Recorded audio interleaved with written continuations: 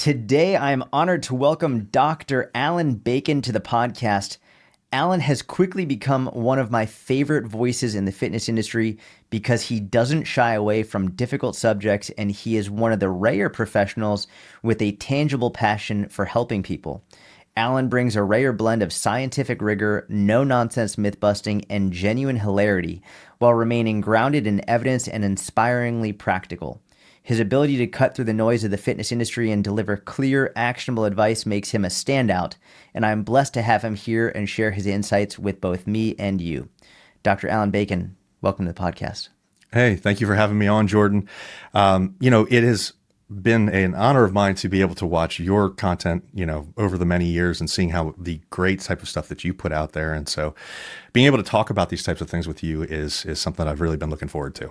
Good, man. I'm excited. So before we dive in all the fitness stuff, who are you? My name is Dr. Allan Bacon. I am got a kind of circuitous route to the fitness and nutrition world. I started my profession as a dental surgeon and practiced for 10 years. And then made the transition into fitness and nutrition, and it's been one of those things that was a passion project for me, and is extremely rewarding. I mean, part of what I say when I do these things is a little bit selfish because I get to help people, I get to see how that affects their lives, and that's a great feeling. And so I got into it because I had my father go through a horrible experience with esophageal cancer.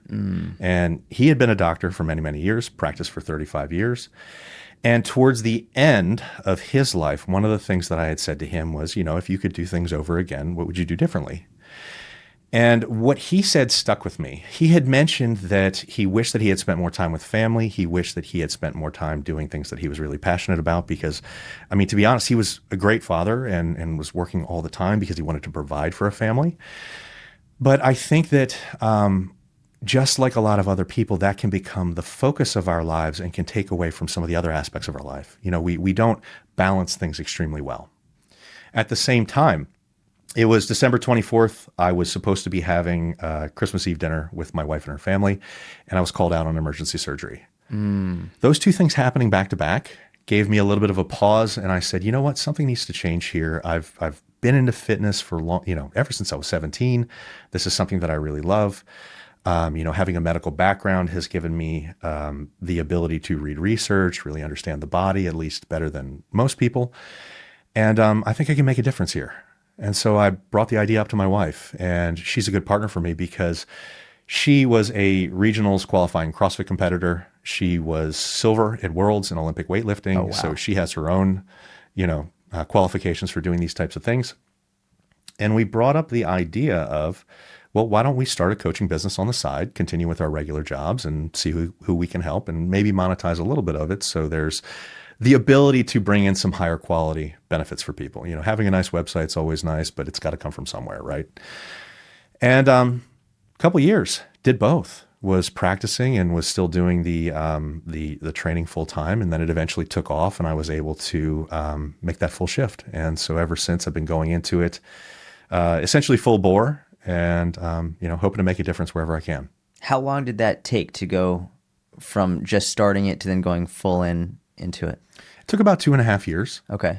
And it's extremely long hours when you're doing that type of thing. And I think that for anybody that's considering doing this type of thing or making that leap, understanding that you're probably going to have to work 2 jobs, especially in an economy like it is now, is realistic. But the good thing is, if you realize that this is coming, you don't feel like a failure when you're going through this process. Correct. And I think that that's the biggest thing that a lot of people face is that when they're starting out, whether it's trying to gain traction on social media, whether it's trying to build up a business, people feel like, hey, maybe this should be happening quicker than you expect, or as quick as you expect. Mm-hmm. And the problem is that in reality, it doesn't tend to work that way. Sort of like fitness. Yeah, sort of like fitness. Why am I losing weight more quickly? Yeah, I've seen The Biggest Loser. Why is it not turning out this way? Why am I not losing 20 pounds in a month? Well, yes. Because that's not the situation that you're in, and maybe you're doing it in a better manner than what they're doing it. Sometimes good things take time. I talk to coaches pretty frequently, and one of the things that I say to coaches is, how many of you ever tell your client the number on the scale isn't all that matters. Stop focusing so much on the number of the scale. And they always raise their hand. Yeah, like I say that all the time. It's like, okay, well, how many of you freak out over the number of followers you have or how many likes you're getting on posts? And they all like raise their hand. I'm like, if that's what you're doing, you're being a hypocrite. It's that number isn't the number that matters. Yeah, I don't like this conversation because it's really hitting home for me.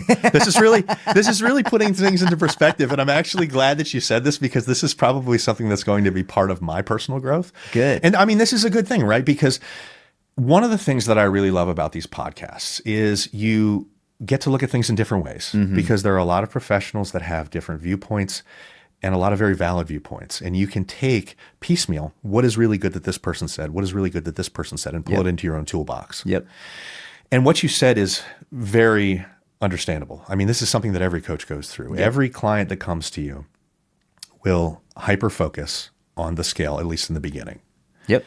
And shifting that mindset is one of the most important things that you can possibly do to bring people to success. And when we talk about this specifically, it's shifting that mindset from outcome-based goals to habit-based goals or routine-based goals. And Yep. it makes the biggest difference in the world for longevity and long-term success. Just as an example for people that are listening, an outcome-based goal is something like, hey, I want to get to 150 pounds, or hey, I want to bench press 25 more pounds by 6 months, or whatever it is. Well, that's great, but you can't control that.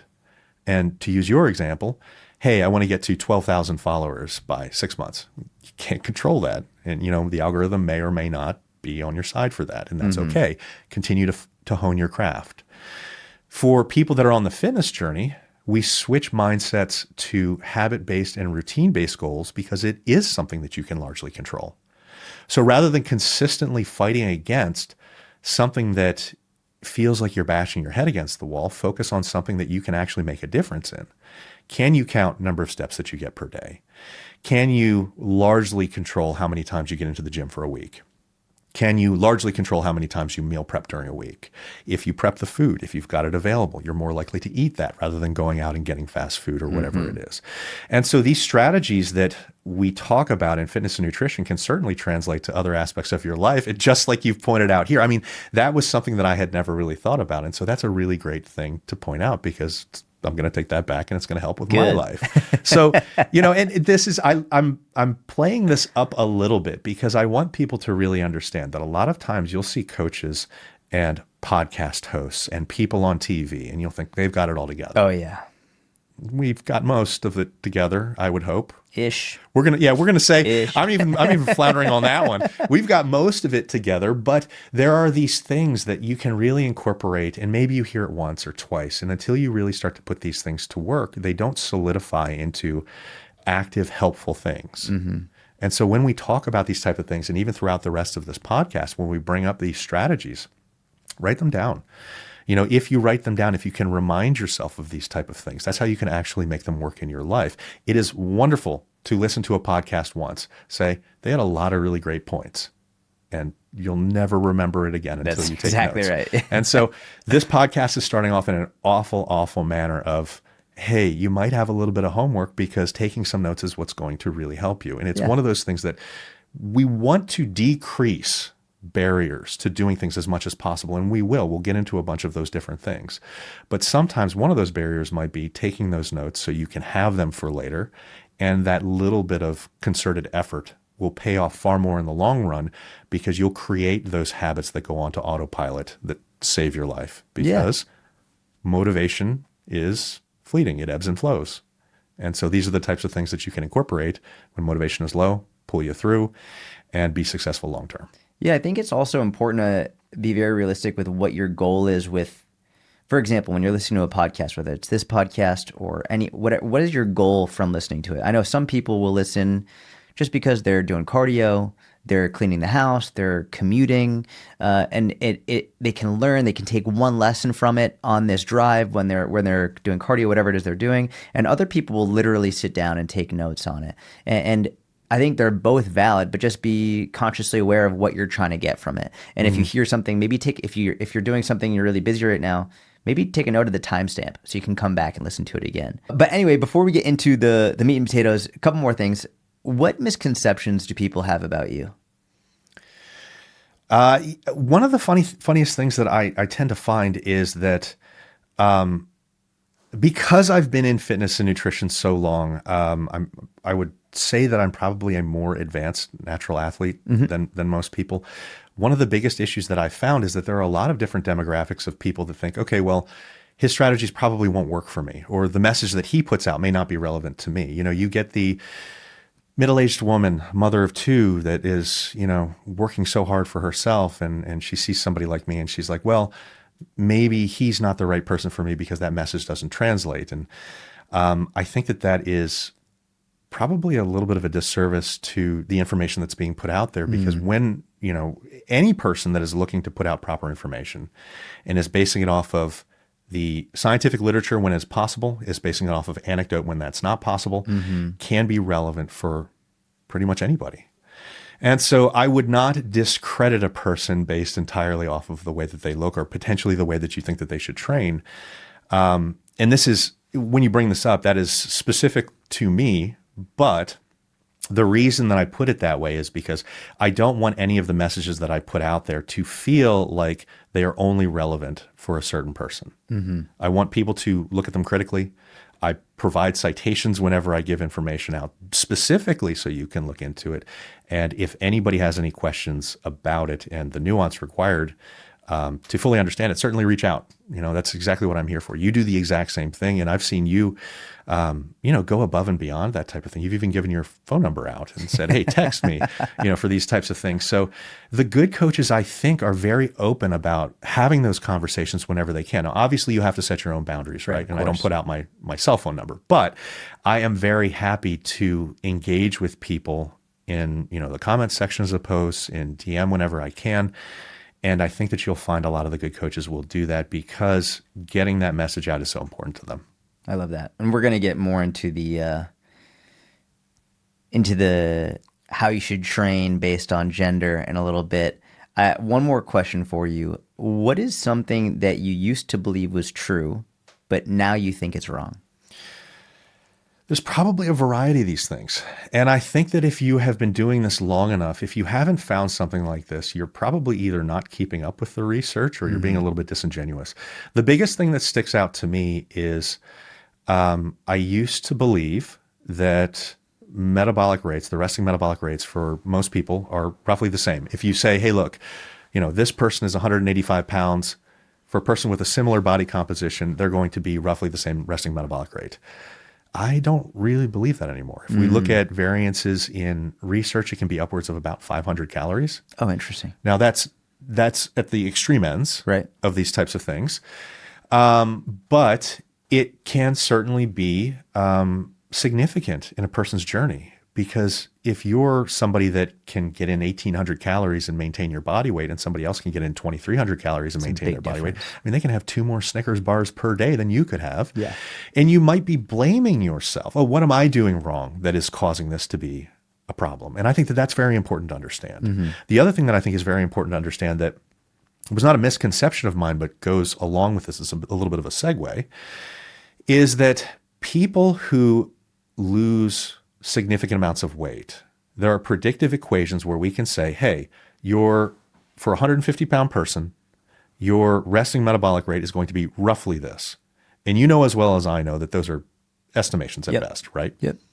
Well, when we look at somebody that has gone from 200 pounds down to 150 pounds versus somebody that's always been 150 pounds, one of the things that we found through Kevin Hall's research out of the NIH is that there are massively different potentials for hunger cues. And so just like the fact that you could have a large variance in resting metabolic rate, you could have a very large variance in how you experience hunger. Makes total sense. And so the numbers, it's kind of deflating. The number is, for every kilogram of weight lost, you could have a drive for 100 extra calories of food per day. So for every 2.2 pounds, you have an extra 100 calories of hunger. Upwards. Okay. Upwards. So it doesn't have to be there, but it can be up to there. That's wild. I mean, if you take 20 pounds, 50 pounds, that's It's huge. It's massive. It's almost like another person. Yeah. And so I want to point this out because differences in things like resting metabolic rate, differences in things like hunger cues, these can really affect people. And this is one of the reasons why people that have had large amounts of weight to lose see the recidivism rates that they do. This is why they are challenged on the way down. This is why they rebound a lot of the time. And the biggest downside to this is these people will likely look at this and they'll say, well, Deborah from the cul-de-sac doesn't have any problem staying 150 pounds. Why is it so hard for me? And traditionally, as you know, in the fitness industry, one of the biggest issues that we've had is that we've said, oh, well, it's about commitment. It's about willpower. And I don't want to pretend that it's not partly about willpower. There's always willpower in play. And what was weird was in the 90s and early 2000s, we were always talking about, oh, it's willpower. You just need to commit and then it'll be fine. That's the bullshit, first off. Then we had this switch because we're very polarized, right? We talked about being black and white even before the show, where people get these ideas where it's either one or the other and there's almost no nuance in between. And so then it became, well, willpower doesn't really have anything to do with this. You're a victim of a lot of your situations. Yes, you are, but willpower certainly has a part to do with this. Here's how you blend the two, and here's how people can understand this to actually put it to work for them. So we know that RMR can shift. We know that hunger cues can shift. So if we know that these two things are happening, then we can set up habits and routines to allow us to use less willpower. You both have the same 100% charge on that willpower battery. Deborah from the cul-de-sac is using 15% per day. You're raw dogging it and you're trying to use 95% per day because you're experiencing all these hunger cues. You're both 150 pounds now. You're both fighting against it, but she's fighting a lot less. So is willpower involved? Yes. She's using a lot less. So it is easier for her. So you do have more challenges than another person has. This is where those habits and routines come into play that can be very, very helpful.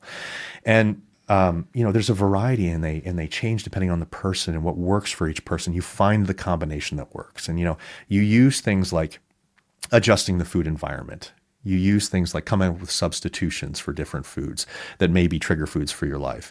You use things like making a food diary and identifying your triggers in your daily life so you can either avoid them or shift the way that you react to them.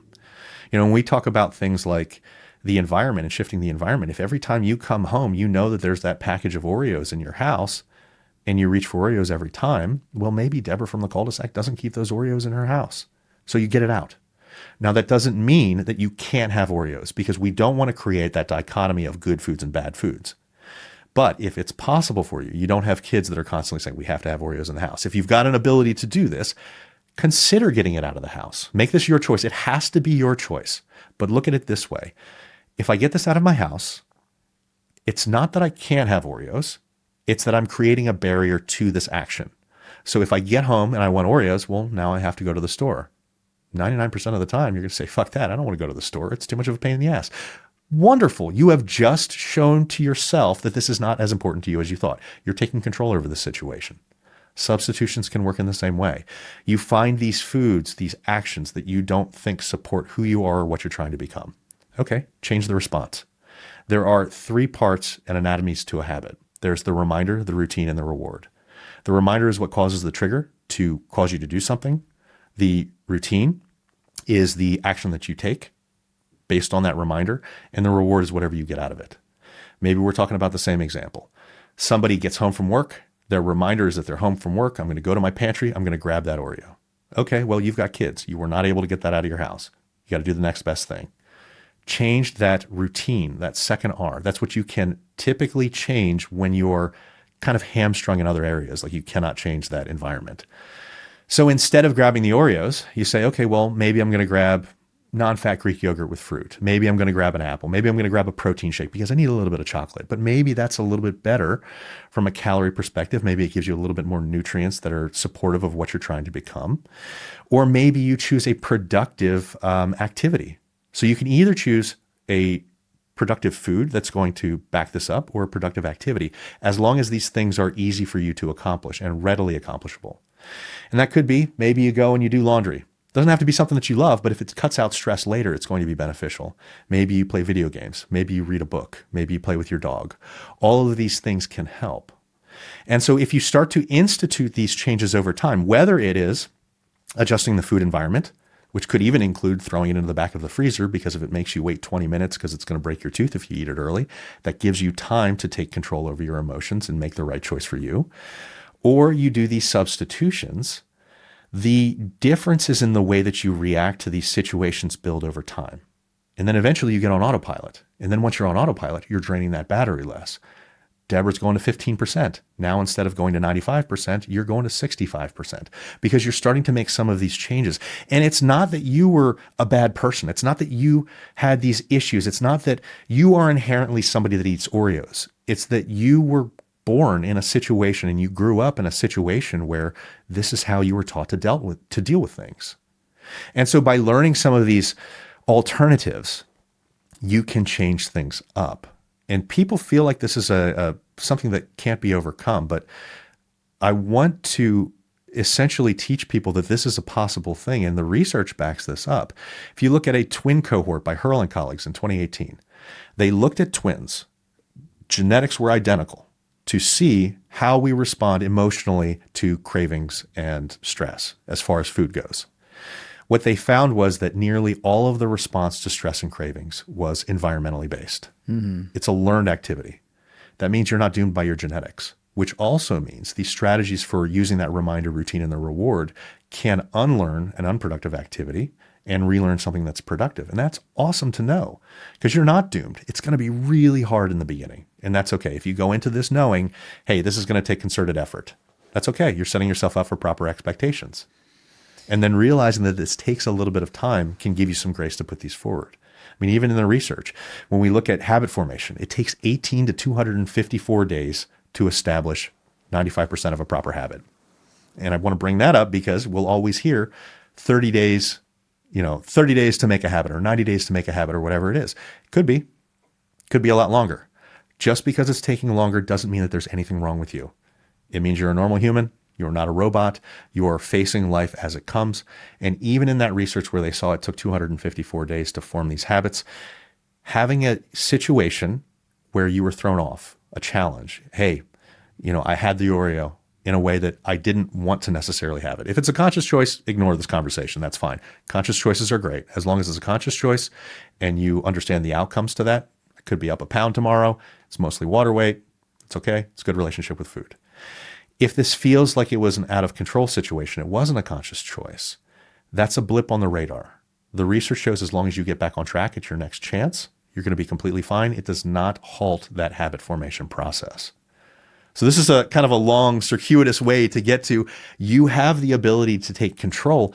Science backs you up. You just need to know the strategies to be able to get there. And sometimes it's a little bit different than what you thought. It might take a little bit longer than you thought. Understanding the anatomy of a habit can help you out here. But these different types of things can give you the power to take control. And that's what it's really all about. Relationships with food, relationships with, how you view yourself. Control, autonomy is a very big part of that. So let's empower people to have as much autonomy as possible. I just want to let you know, this is probably the greatest clip of all time on the podcast. It's literally like bits like this that make me so glad that we're doing this podcast, because if that was posted on Instagram, no one would watch. I've posted this on Instagram. No one pays attention. No one. It's not inflammatory enough. No. It is you have to start off an entire conversation with, if you don't do this, you're doomed. Yes, there's got to be. Can we take my voice and make it super evil during that part? But if you don't do this type of stuff, and that's what's, as a creator, and I know that you go through this too, because you are one of the best people that I have ever seen at taking. This is going to sound almost like an insult. You take mundane topics, but the mundane topics like we talked about are what work. Yep. You take mundane topics and you make them palatable.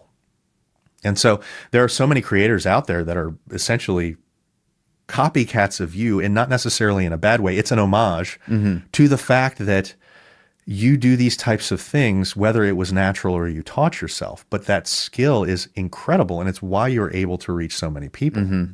Yeah.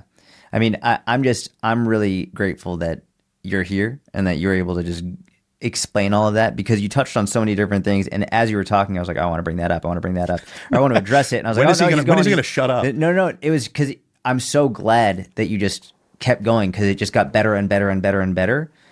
I was like, well, I think Breaking Bad is one of the greatest shows of all time because Absolutely. every season it got better and better, which is so rare. Yeah. And it just kept it, everything you said made more and more sense. There were a couple of things I wanted to just not even expand on, just like emphasize. Number one, you were saying there's a difference between not being allowed to have a food versus choosing not to have it.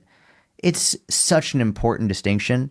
When you feel like you're not allowed to have that food, that's often when binging will happen. That's when you create disordered eating, disordered relationship with food. But there are many people who equate not being allowed to have it with choosing not to have it. That's not the case. I think it's a very healthy habit to choose whether or not you want to include something today or not include it today. Well, learning to say no is a skill. Yes. And it's a skill that particularly in fitness and nutrition, you need to learn. Yes.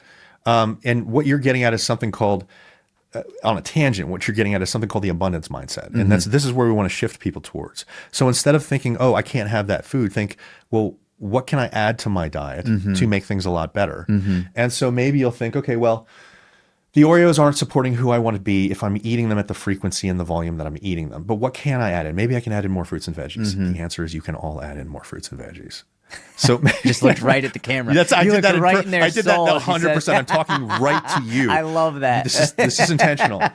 So everybody can probably do that, right? I mean, lean proteins. I'm not one of those people that vilifies certain food groups. You're not? Not we today. need to get someone else on the Maybe podcast. tomorrow. Depends on how famous will this make me. And so, you know, the abundance mindset is a great thing. It's called core value eating or the abundance mindset, depending on who you're talking to. And so it's a wonderful thing because you shift that mindset like you were talking about right here. And what you were nailing on is that the restriction mindset is really one of those things that often causes that backlash. Because two, it doesn't feel like it's your choice. I mean, this is one of those things that we're talking about autonomy and talking about taking control. And if you're like, I can't have that, well, that's an outside factor and that's a problem there. You're choosing not to have it and that's okay.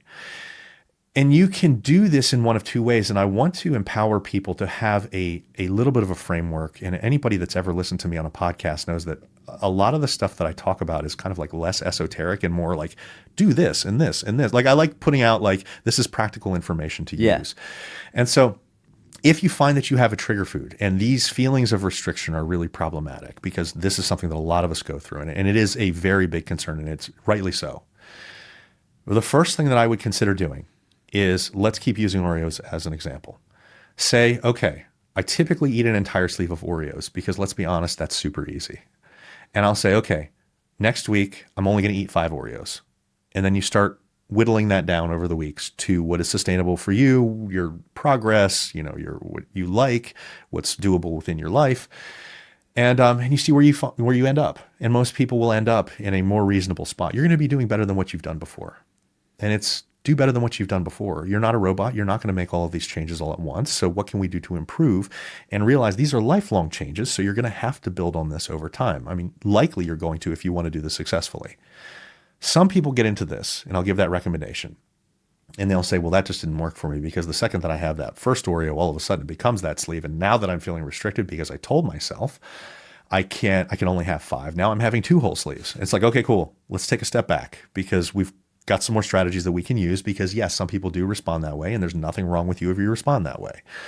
So why don't we consider having a detox from this food? And I hate using the term detox because typically 99% of the time we use it, it's erroneously used and it's used in a way that is fear-mongering. The way that I use it is if you've been keeping that food journal, you say, hey, I have these, Oreos every day. You mark down the emotions that you were feeling and what was happening in the hours before. So you start to see the pattern into why it's happening. And then you start to institute okay, well, let me bring these things in a moderated manner and see if that works. Because that usually works in a couple ways. One teaches you that the food itself isn't bad. It gives you some grace into having that much food because if you set those standards before you go into it and you stick to those standards, you have done nothing wrong. If you say, hey, I'm going to have 5 Oreos, you have 5 Oreos, there's no guilt after that. You specifically said that prior to being emotionally in the situation. Wonderful. If these things aren't working for you, doing a detox from those trigger types of foods can be a really important thing. So you figure out which types of foods you have this bad relationship with. Yeah. And it's an abusive It relationship. is 100%. And so you say, okay, if you decide to do this, because this has to be your choice, this cannot be something that Allan says, that Jordan says, that your coach says. If you say, hey, I'm going to try this and I'm going to see if this works for me, take those foods and say, I'm not going to have these for 4, 6, 8 weeks at all. And we've talked about before, we're not saying you can't ever have these foods, but for a certain period of time. Choosing not to for this period of time. For this period of time, yes. Choosing not to have it. At the end of that period of time, reconvene with yourself, your coach, message Jordan. He's got a phone number. Call him as much as you want in the middle of the night. Talk with him and say, hey, I've cut this out for 6 weeks. I'm feeling better about the situation. I kind of don't feel like I need Oreos anymore. Great. That's your choice. Yeah. That's wonderful. There's nothing that Oreos are really bringing to your life outside of maybe an emotional benefit. So if you're not finding an emotional benefit to that anymore, great. Mm-hmm. Sometimes you'll say, I kind of want Oreos. And it'll be like, okay, cool. If you've done this with one food item, it's really easy. Let's start bringing this back in more moderated amounts, and we will build up to where you feel control. And don't go beyond that. Say, hey, look, we'll start off with 2 Oreos tomorrow. You check back with me. Tell me how you feel. Or write in your food journal. Say, how did this make me feel? If you're saying it makes me feel really guilty, well, that tells you some things too. Maybe the entire choice of having these foods is something that cutting out for a certain period of time may be a good thing. If you say, hey, I felt okay, because I broke that cycle of every day I was coming home and I was having these Oreos, well, that's great too. You've just now established the control and the autonomy that we want. Yes. If you have multiple foods that this is happening with, because this is often the case, take those foods before you decide to reincorporate them in your life. Put them in order of, this is the food that I feel like I have the most control with. This is the food that I have the least control with.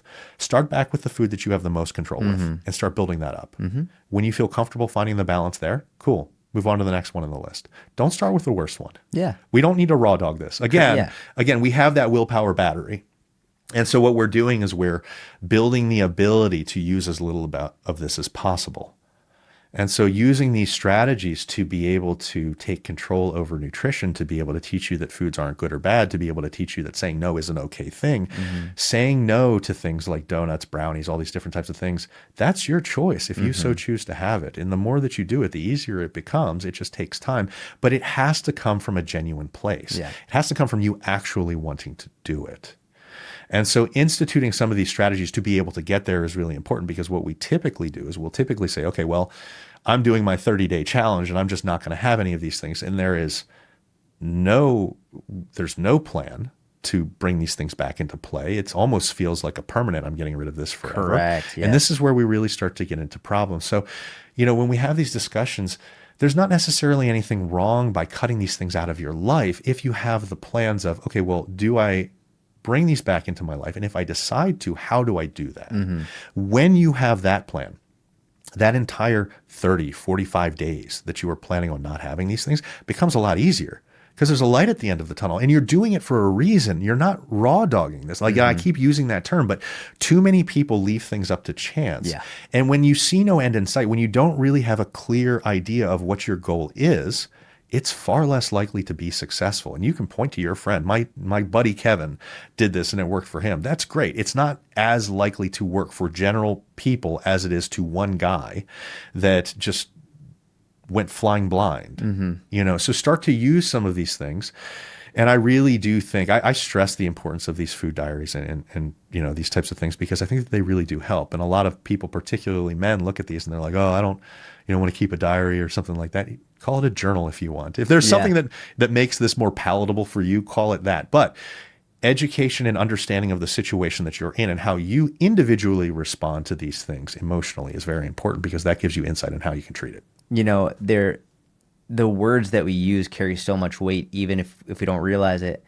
And I think we're getting to a point where many people realize words are incredibly important. But I bring this up because in workouts, many people, especially in our end of the industry, will call it training, not working out. And I think it makes a big difference in how you approach the workout or the training session or whatever. Exercise versus training, workouts versus training, all that. In this scenario, one thing that has helped me a lot, because I've been very open. Like I was a wrestler growing up. I had really bad binge eating disorder, and You had to cut to make weight. I was really bad. Yeah. And unfortunately, I haven't binged since I was 21 years old. And a lot of the things that you're talking about, removing foods for a little while, then bringing them back in, are all things that I was blessed enough to do on my own. And they worked incredibly well. But one thing that has helped me tremendously, and I think many Inner Circle members and clients, is you said the word challenge often leads to a negative outcome. People have this challenge. We're like, all right, well, this is going to be a lifelong thing. I've found that oftentimes the word challenge will lead to an overly restrictive and a negative mindset. But when you use the word experiment, now all of a sudden using a food journal or a food diary, that doesn't seem weird anymore because you're tracking your data. And you're testing it out. You're testing it. It's a test on yourself. And everything you do is just an experiment.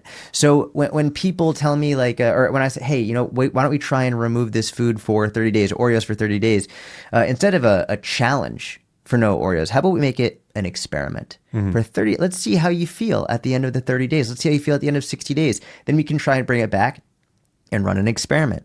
And then you can track your data on a scale of 1 to 10. How difficult was it for you to continue to say no or to eat it in moderation, to only have 3 Oreos, whatever it is. And this is what I've done continuously, whether it was the Big Mac challenge or the blood sugar spike experiment that I did or the carnivore experiment that I did. Everything that I do, even I've done things where I haven't publicized it, where I'm like, hey, I'm gonna not have coffee for a couple months. That sounds awful. It's horrible. But it's an experiment. Right. And I just like to learn more about my body and my mind and see how I respond to certain things. Every exercise that I do during a training session is an experiment. Every set, every rep, everything, I'm experimenting. Right now I'm experimenting with olive oil. Just seeing how, not only how I feel, but also I track my blood work pretty consistently. And I want to talk about that later. I want to see what adding a significant amount of olive oil while keeping calories the same, see how that impacts my own blood work, see if that changes anything. Are you in a calorie surplus, maintenance? More maintenance. Okay. I just want to see if that changes anything. I just got an interesting anecdote for that. I would love to hear that. That's what brought it up. So whenever you get into, this is shown more in a calorie surplus, but can certainly potentially be relevant in maintenance. I don't want to be somebody that vilifies saturated fat. However, there are certain situations in which higher intakes of saturated fat may be more problematic than some other alternatives. When we look at the data that looks at polyunsaturated fats, monounsaturated fats, polyunsaturated fats in particular, when you have a calorie-equated environment between the saturated fats and the polyunsaturated fats, you will gain 3 times more lean muscle mass and half the visceral fat in a calorie surplus. That's wild. Yeah. That and is again, wild. I am happy to share with anybody the research that shows this type of stuff. But it's wild to me when people are like, okay, well, let's just go on carnivore and then you can eat whatever you want. First off, the coronary artery calcium scores tend to jump up really quickly. The idea that fiber has no benefits is absolutely ridiculous. The fact that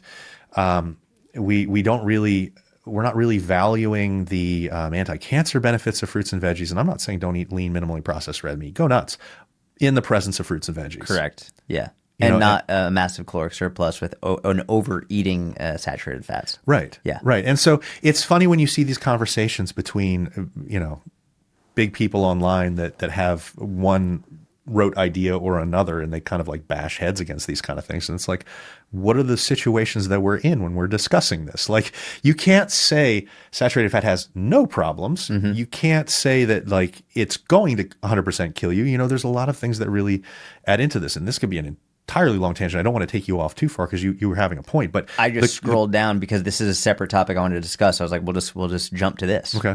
So this was a funny thing because when you bring up the fact that I'm experimenting with this type of thing, I would be very, assuming you're continuing to lift and exercise correctly and sleep well and all that kind of stuff, I would be willing to bet that you see some interesting body composition changes.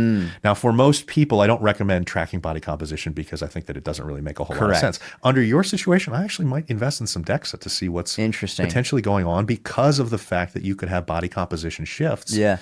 Particularly if you start to move a little bit into the calorie surplus range based on the foods that you're choosing. So I'm probably not going to go into a calorie surplus. I will say It's funny. Anyone who listens to my podcast regularly knows, and anyone who looks at me knows I'm not a bodybuilder, nor have I ever been interested in gaining huge slabs of muscle, as you can probably tell by looking at me. It's functional, man.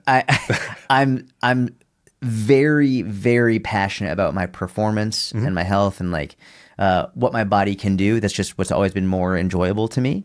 I'm interested. What do you think? Let's just say I'm around maintenance. I'm not going to go into surplus, and increased olive oil intake to the tune of about 200 to 400 calories a day extra olive oil.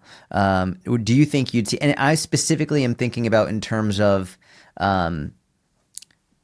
as rather than body composition, I mean more health markers, something like triglycerides, something like inflammation markers. What do you think would happen? I think they're going to improve. It kind of depends on what you're replacing, though. Correct. Yeah, that makes sense. So that would be my first thing. If you're replacing saturated fats, I would think that they would improve. Yeah. Yeah. So like if I was replacing another fat source. Yeah. And it also depends on what the saturated fat comes from, because there is some research that talks about the food matrix, and the food matrix is how all of the individual parts of a food interact. Okay. And so this is another part that I think is kind of misunderstood with food and nutrition science. And what we have to first point out is that humans know far less about nutrition science than we lead on. I mean, if we knew so much, we would probably be able to put out multivitamins that actually did a whole lot. If we knew the interplay of all these different things. But there is research out there suggesting that if you look at things like whole fat dairy, dark chocolate, lean red, minimally processed meats, they don't seem to have the same kind of issues with coronary artery calcium problems or cardiovascular disease that other high saturated fat sources do. And even eggs are cholesterol normative in people that don't have a genetic disorder to cause some of those issues. Right. Now, based off of the current evidence that we have, you probably shouldn't be eating more than 3 eggs per day for extended periods of time. That's not to say that more is problematic. That's to say that's the extent of the information that we have right now.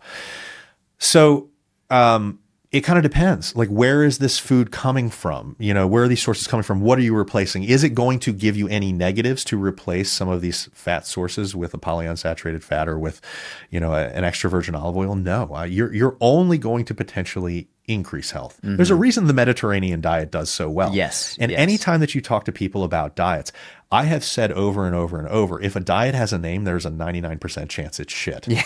Except for the Mediterranean diet. Yes. The Mediterranean diet consistently has been shown with the highest levels of data to be the best diet out there. But why?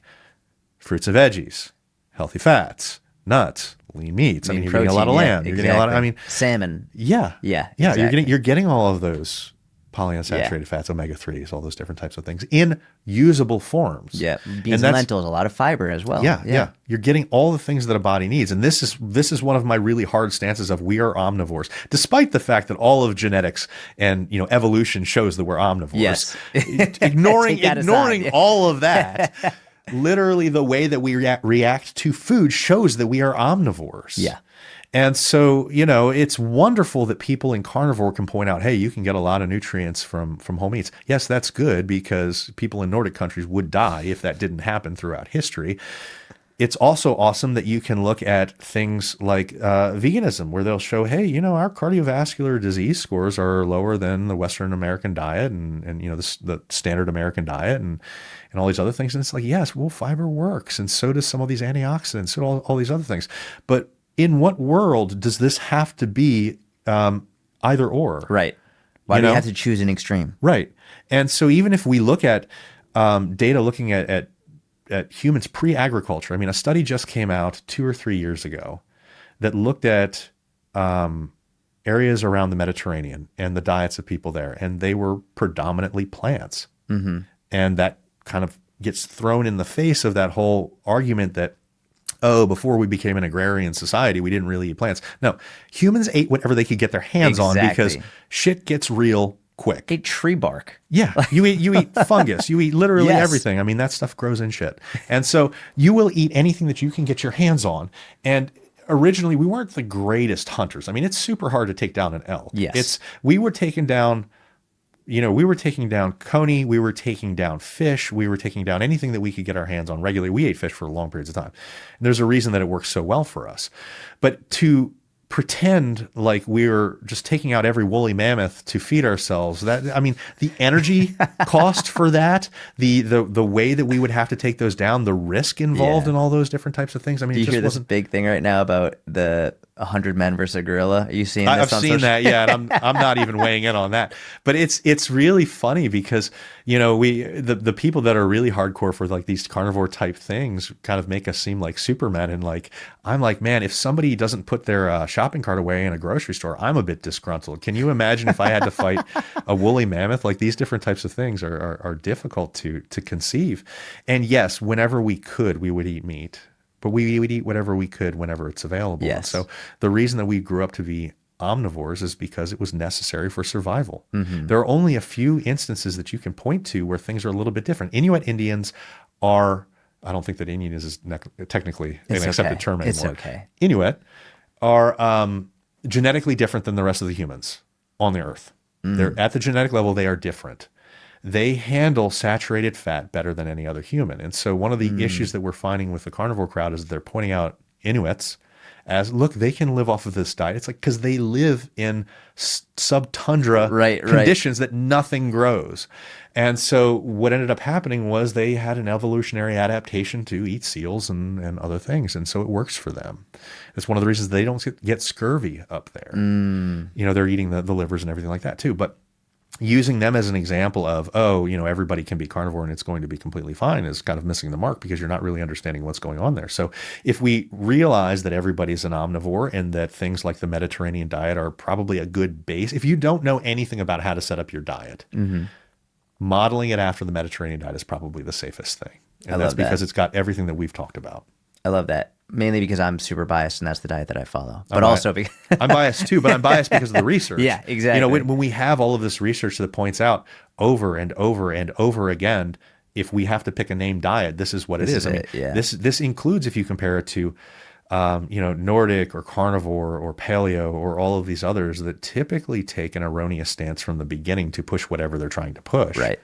I mean, that's the problem. And the lower quality levels in those research don't support changes quite as much. And I mean, even if you look at things like veganism, because I've just bashed on carnivore a lot, so I need to switch. So when people hear this other clip, I can get a whole other group mad at me. When you look at like veganism and things like that, and you compare it to a smart omnivore diet, there are higher levels of cancer. There are higher levels of mental disease and disorders. There's higher levels of sickness. And that's typically because of gaps in nutrients that come from veganism. Now, vegetarianism or pescatarianism, you can largely avoid these issues.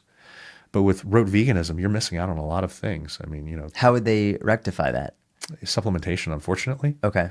But so this is the thing. Like, if you're going into veganism and you're doing it for health, you're doing it for the wrong reason. If you're going into veganism and you're doing it because it's a moral stance of yours, I can completely and utterly support you in that.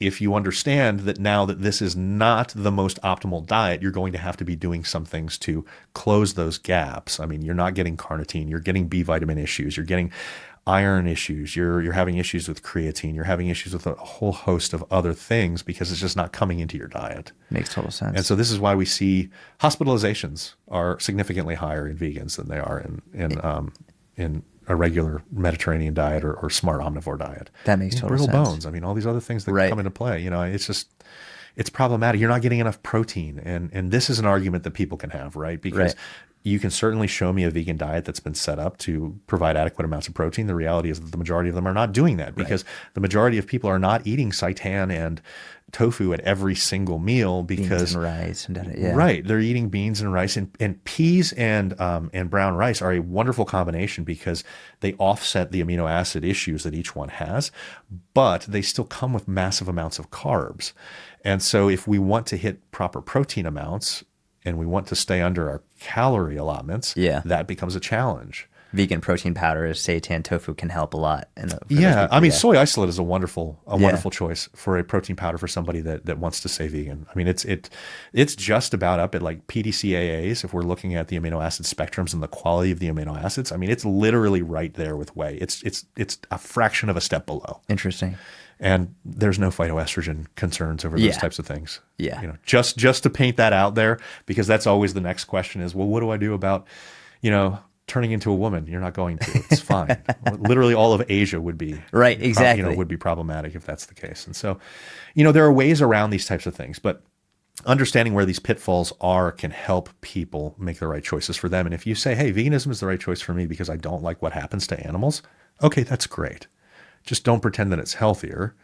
Understand it's not healthier, and that there are steps that you can do to make it as healthy. And part of those steps are probably going to require supplementation, and it's probably going to require you eating a small rotation of foods quite often if you don't want to massively go over those calorie allotments for a day. That was all for Mitch. Mitch is vegan. Is he? Yeah. Is it for moral reasons? Yeah. Okay, so good. We're on the same page there. Yeah. You've just pissed off Mitch. Your voice is going to sound like you had helium the entire time during this thing. No, that was actually super helpful. Okay.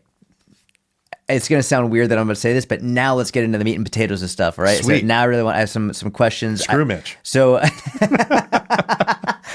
okay, so I went through a bunch of your content. I picked out some things I wanted to discuss, okay?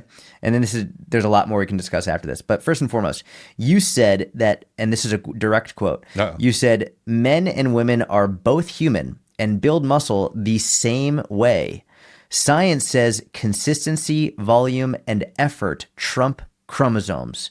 Train like a human. End quote. What does that mean? It's the greatest delivery ever. All right. So we are having a lot of issues right now. And I think that if anybody's following like the really good researchers. Well, you are a white male. I know. So and this is I 100% should not be talking about this. And so I've got the backing of the good female researchers, if that makes anybody feel any better. So there is a big push right now. I mean, every few years we find a group of people that become the focus of essentially scammers and misinformation. I mean, keto was there for a while, intermittent fasting was there for a while. And it's not that some of these things, we can't learn some strategies from these things. It's that the large message was probably distorted. When we look at training, nutrition for men and women, whether it's through menopause or not. I mean, with there's different concepts here because a lot of times it's talking about how things are different for women because of where their menstrual cycle is. Some of it's because of where they are in the menopause status. And there's a huge amount of nuance, and you could technically have 2 or 3 hours of a podcast just on this. And so for any of the nuance that I don't put out there, I apologize. I'm happy to talk about it because I'm sure that there's going to be some things that I miss. The general answer, based off of where we are with the research, is that men and women do not do anything different from a nutrition or training standpoint. The protocols are exactly the same.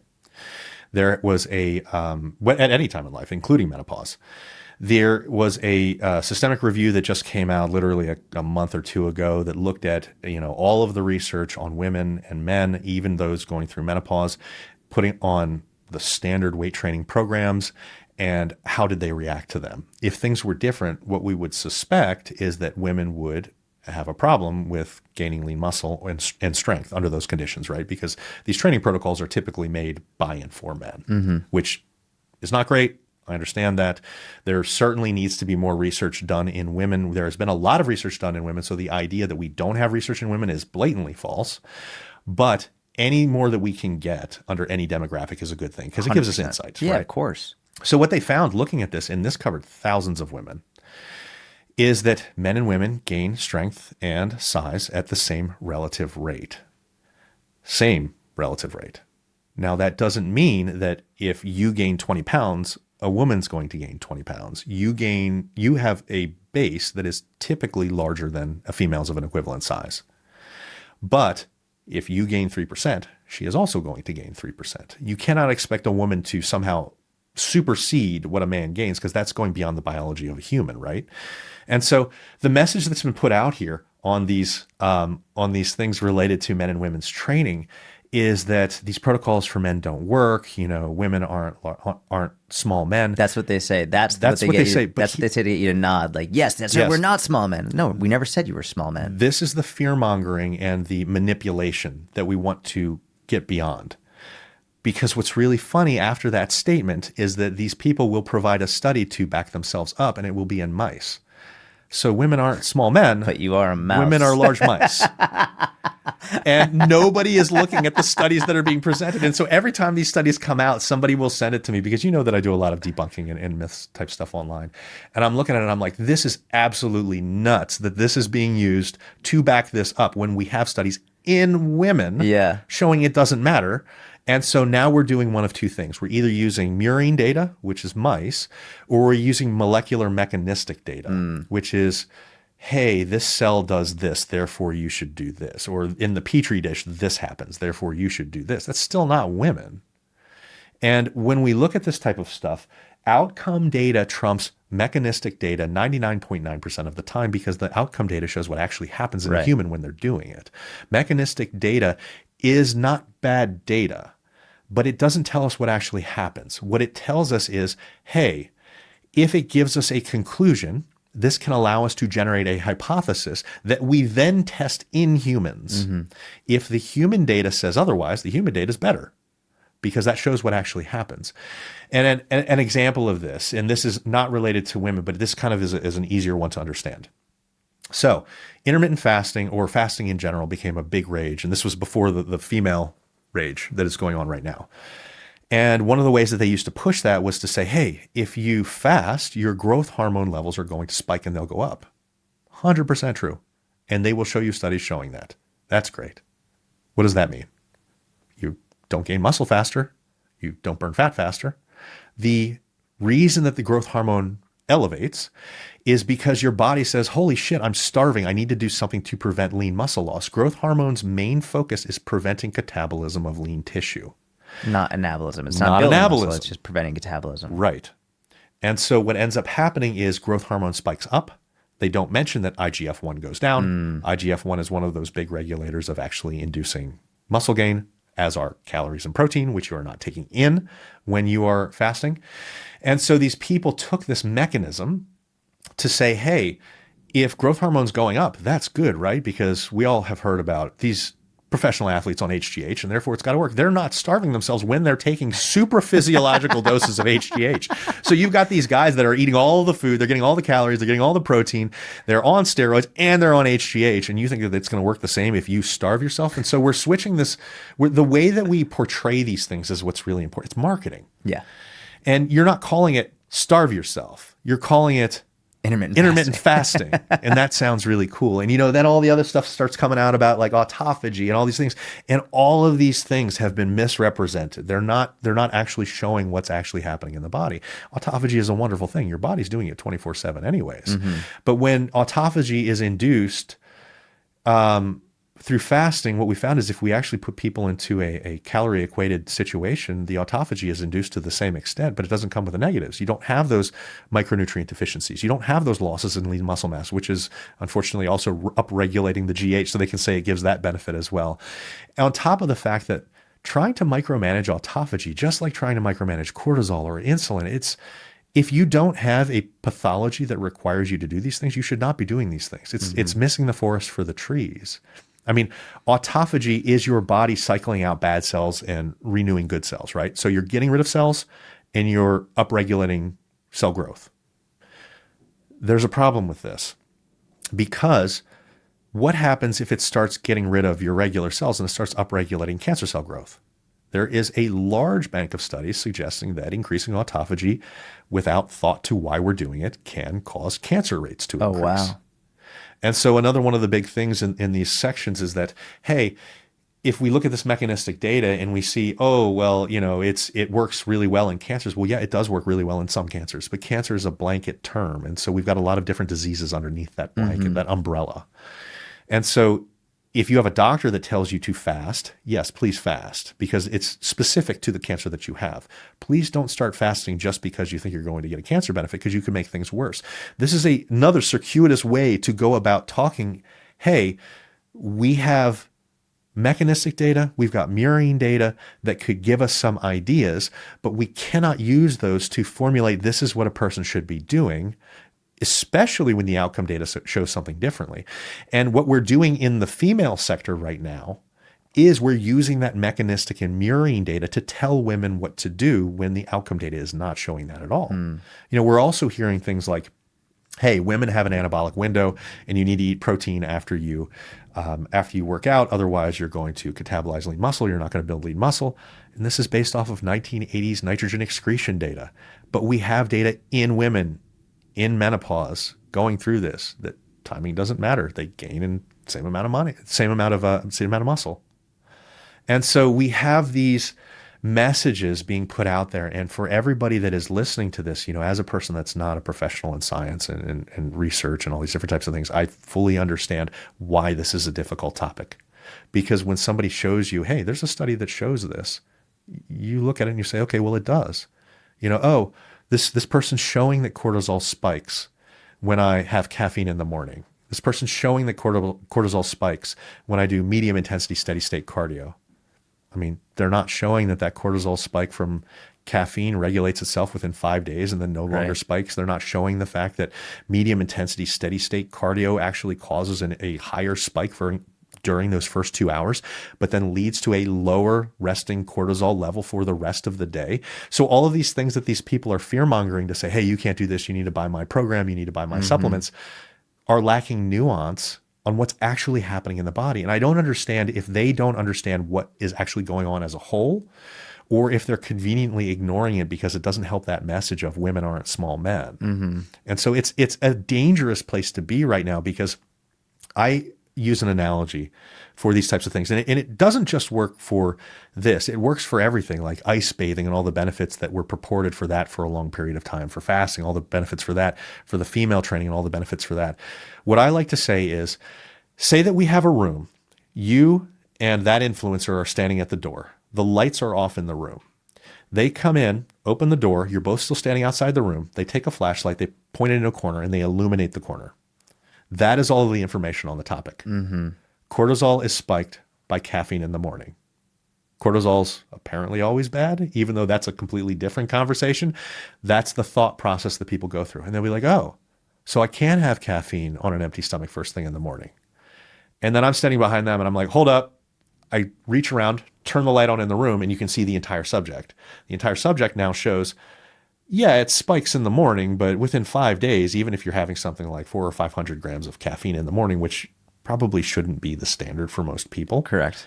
It normalizes. Yep. Because adenosine receptors upregulate. They're oriented at deactivating the caffeine in your system. Your body goes back to baseline levels. Nothing bad happens. Our bodies are really good at adapting. Yeah. And if you start off in the morning drinking 400 or 500 calories or milligrams of caffeine to start out with, cortisol is the least of your worries. You're going to be all of that, those heart palpitations, the anxiety, all that kind of stuff, which is partially influenced by cortisol and all those things. But you're going to notice when things are going bad. It's not like you're doing your normal routine of having your caffeine in the morning and then all of a sudden you have to stop because this influencer told you it was a really bad thing. Right. Your body's adjusted to it. And just like you said, same thing happens most of the time with this minutia in nutrition with the same things in physical fitness. We used to hear those things all the time where people would say, oh, you can never flex your back in a movement. It'll be really bad. You'll destroy your back. And then all of a sudden we're like, but Jefferson curls are really great movements. If you train spinal flexion and extension over time and you build up over time, you're not going in and you're trying to do a Jefferson curl with the same weight that you do your max deadlift at first. If you start to build this up over time, you're completely fine. Your body adapts. Yeah. Your body is amazing at adapting. Yes. And unfortunately, in the social media age, we've kind of lost sight of that. And what we're starting to now focus on is, how do I micromanage everything in my life?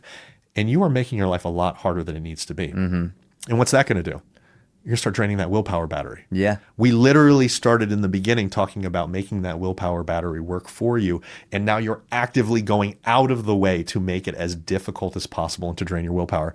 Okay, now I can't have my caffeine in the morning, even though that was one part of my morning routine and got me up and ready to go for work or going to the gym. Now I have to have protein 30 minutes after I work out. Now I can only lift 4 sets of 4 reps in my lifting because somebody told me that I have to lift heavy. It's bullshit too for women. Yep. You don't have to lift heavy. Lifting heavy is a relative term. That's exactly right. And so as long as you're lifting in proximity to failure, which can seem like heavy to somebody that's never lifted before, you're doing what you need to do. And I mean, even research about that. I mean, we see research showing the same benefits at about 50 or 55% of 1 rep max for women, even going through menopause as prior. And that's what, 12 reps? I mean, what is most fun for you Right. within these ranges. Let's create less barriers. Let's Yes. simplify this as much as possible. If we act as gatekeepers to fitness, all we're going to do is we're going to turn men, women, everybody off from succeeding long term. Simplifying things is what makes sense. And just like we talked about earlier, the problem is simplified does not always sell. And it's a situation that I lament regularly, because I'm like, listen to this information, because it will get rid of this noise that we have going on so much in the social media space. And I don't necessarily blame all of the coaches and people putting out this information, because a lot of the seemingly respected voices in the industry are putting out some of these things. But what I would say is, if something seems overly complicated, be a little bit critical of that information, particularly if they're not providing citations, because a lot of times these comments are made without citations. Yeah. And the best thing that you can possibly do is look at the claims that are being made. And if you have two influencers, and I don't want to call you an influencer, but we're going to use you as an example. If Jordan says one thing and Dr. Influencer X says another, if they're both giving information, what can be very helpful is to ask these two people, okay, you say this other person says this. Can you explain your side and why that person might be misinterpreting the information? What I have found is that it is very difficult for the average person to understand how to read research, how to disseminate this information, because you're not trained to do it. It's like me going to a car mechanic and him being like, you need a new alternator, and me being like, nuh-uh, I've got no clue. That's why you pay somebody that has the information to do it. But when you have these supposed authorities on it that have differing viewpoints, the best thing that you can possibly do is to get their take and then explain the other take. That's the key piece that I think is always missing. If a person understands their side and they understand the other side and can explain, yes, this is why it shows what they're saying, this is why it's not relevant.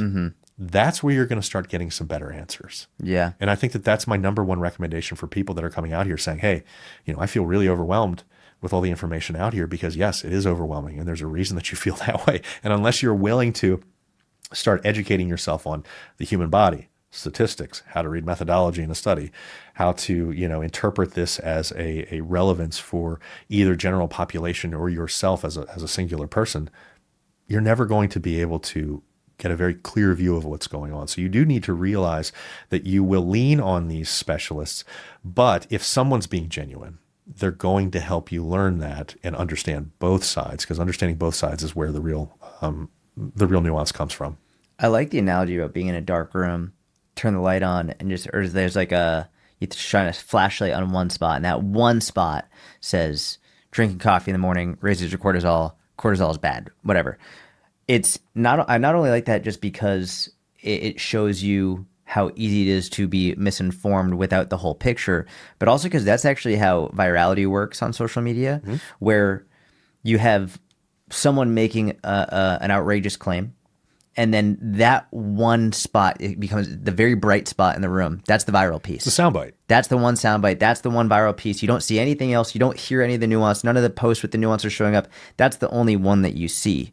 And so you need to really turn the whole light on so you can get the whole picture. So I love that analogy. I think it's super, super helpful. The other thing that I would say is, you're talking about what you would ask these two influencers, for example. And you hit on a really important point, which is, can they explain both sides? The question that I would ask both of them is, what do you like about what the other person is saying? I like that because it essentially allows them to do exactly what you said, which is, can you explain both sides? And if the person is approaching it with nuance, they will find something positive about what that individual said. They're like, I understand why they're saying that because of X, Y, and Z, and people can do this with great results. Here's why I disagree with it, though, because if we look at the totality of the evidence, blah, blah, blah, blah, blah. The people who I wouldn't trust are the people who say nothing, they're wrong, nothing they said is right, bad, nonsense, bullshit. That's when you're like, okay, well, clearly there's something going on here. Unless, like for example, even someone who's doing carnivore, I can find positives about carnivore. It's not difficult to find something positive. Yeah, you're teaching people how to get more protein in their diet, whatever it is. Inadvertently, you're teaching calorie deficits work. Exactly. Yeah, you're getting very full. You're probably going to reduce your calories because it's very you're finally cooking as opposed to yes. Yeah. There are you should always be able to find something. If it's just automatically, this is bad, terrible, don't listen to anything they say, that's when I would start to question it. And you had also said if it seems overly complex, I would start to question it. And also if it seems overly simplified, start to question. If it seems like, listen, cortisol bad, that's outrageously simplified. Without cortisol, we die. You need cortisol to survive. So for people to say spiking cortisol is bad, it's like, okay, hold on. That is a massive oversimplification. If they're making a complex topic seem so simple that they can literally fit it into this one, like they have a reel of them running on a treadmill and they say, I wish I knew that spiking my cortisol was the reason why I wasn't losing fat. Okay, that's so oversimplified. Yeah. If they can fit all of the information into one teeny tiny reel or one image on a reel, it's oversimplified. We need to light up the entire room, not just shine that flashlight on one spot. I mean, that's one of the difficulties and one of the restraints that we have in social media, particularly with how virality works. You know, we've got the majority of reels do the best of what, like 90 seconds or less? Or less, yeah. 30 seconds. Yeah. And so it becomes very difficult to get in this nuance. And so you're completely right in the way that you're talking about that type of thing. And this is where I think that reading captions can be a very good thing. I put a lot of the nuance in the captions because it's just not going to fit within in that type of thing. Yeah. And you'll actually see whenever people comment on my posts, I'll actually write, did you read the caption? I'll write it because I took so much time to write that, and it's all cited, and that's where all of that information is. And that's a constraint. And I do a lot of long form writing, like on my website for like blog articles and stuff like that. But I got to tell you, not many people take the time to read those types of things because we want the information in 30 seconds and that's it. Yeah. And we want it amusing, and we want it, it has to be infotainment. Yep.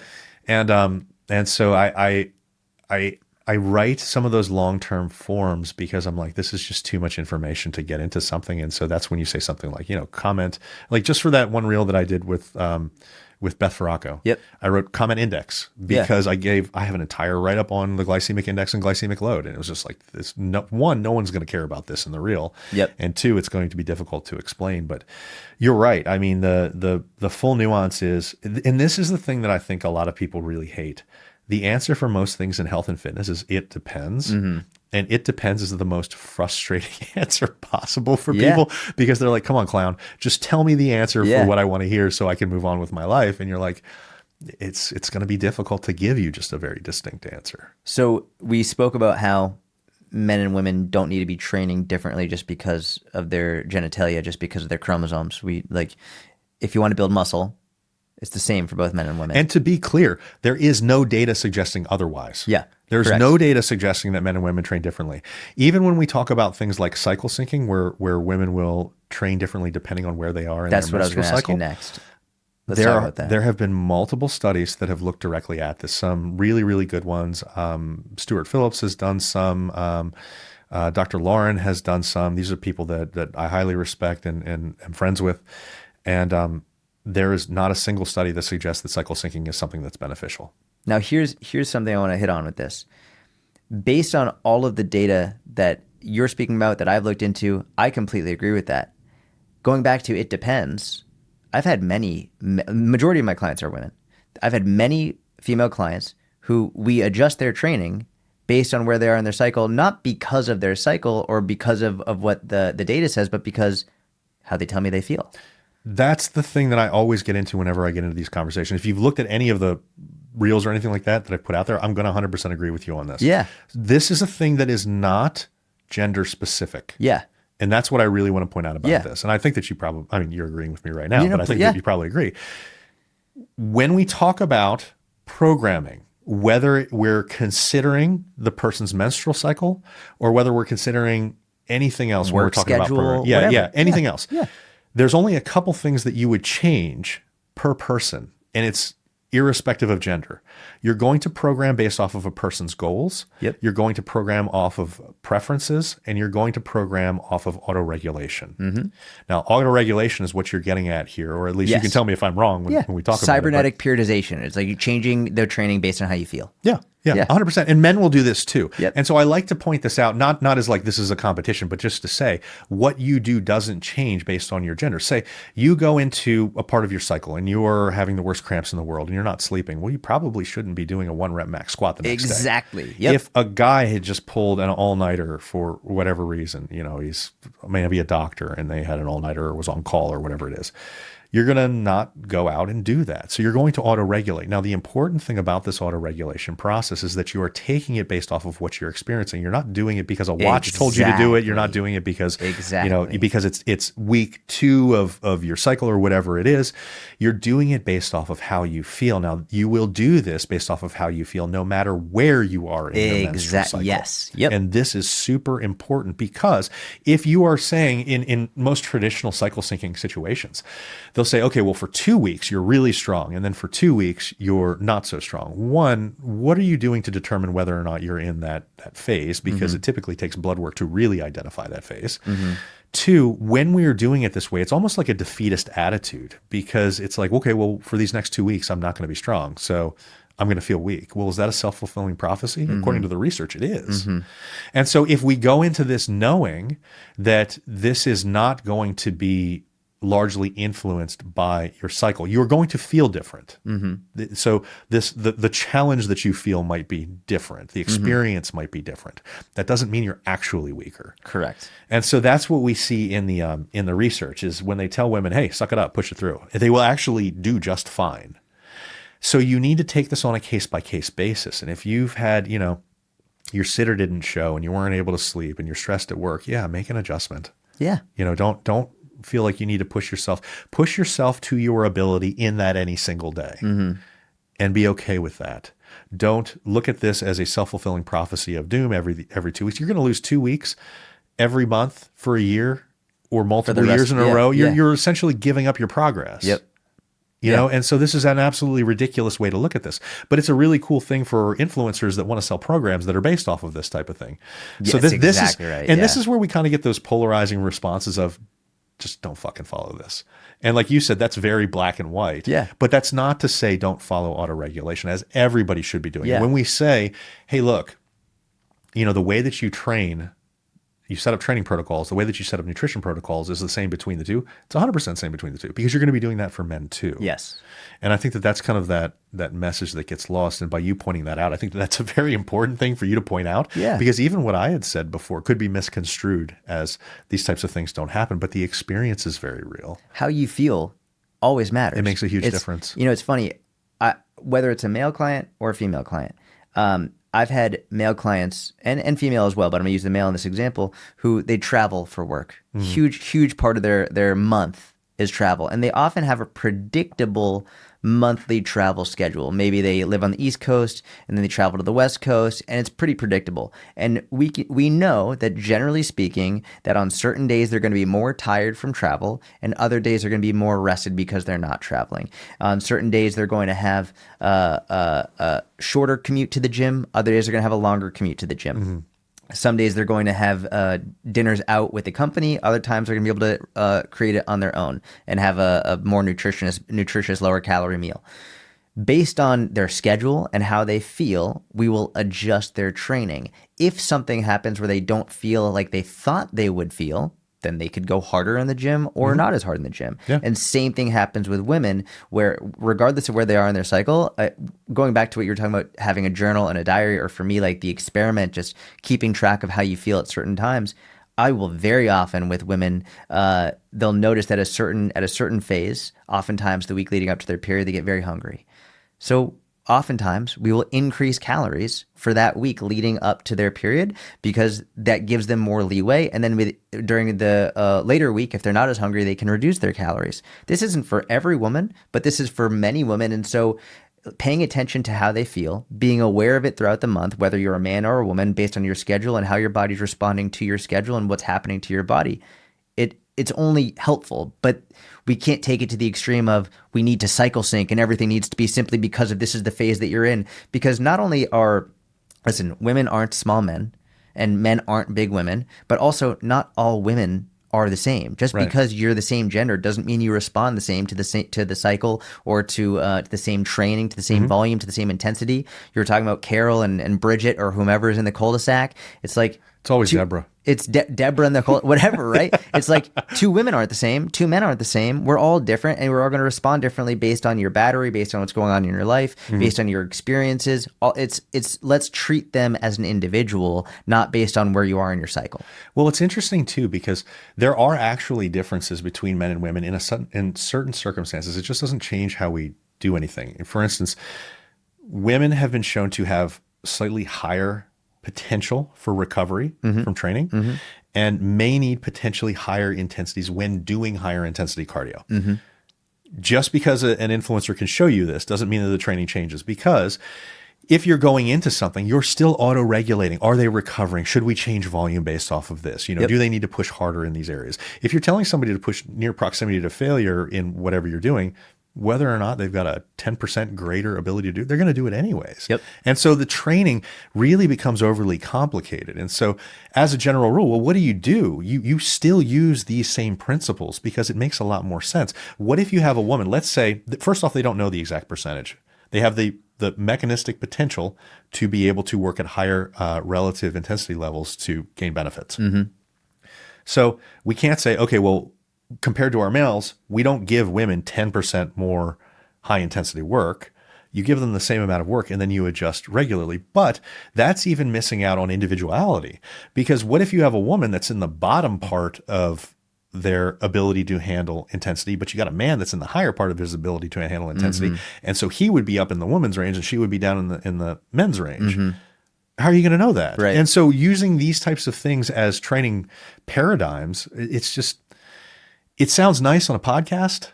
It does not translate to real life. And so your method of auto-regulation is the real method to be able to do this, alongside the things like training preferences and goals. Yes. And when we talk about those types of things, just as an example, people will talk about when we're building programs for men or women. Traditionally, women might want a little bit more lower body work. Men might want a little bit more higher body work. Now, that's not individual specific, but that's kind of what we see in General trend, right? yeah.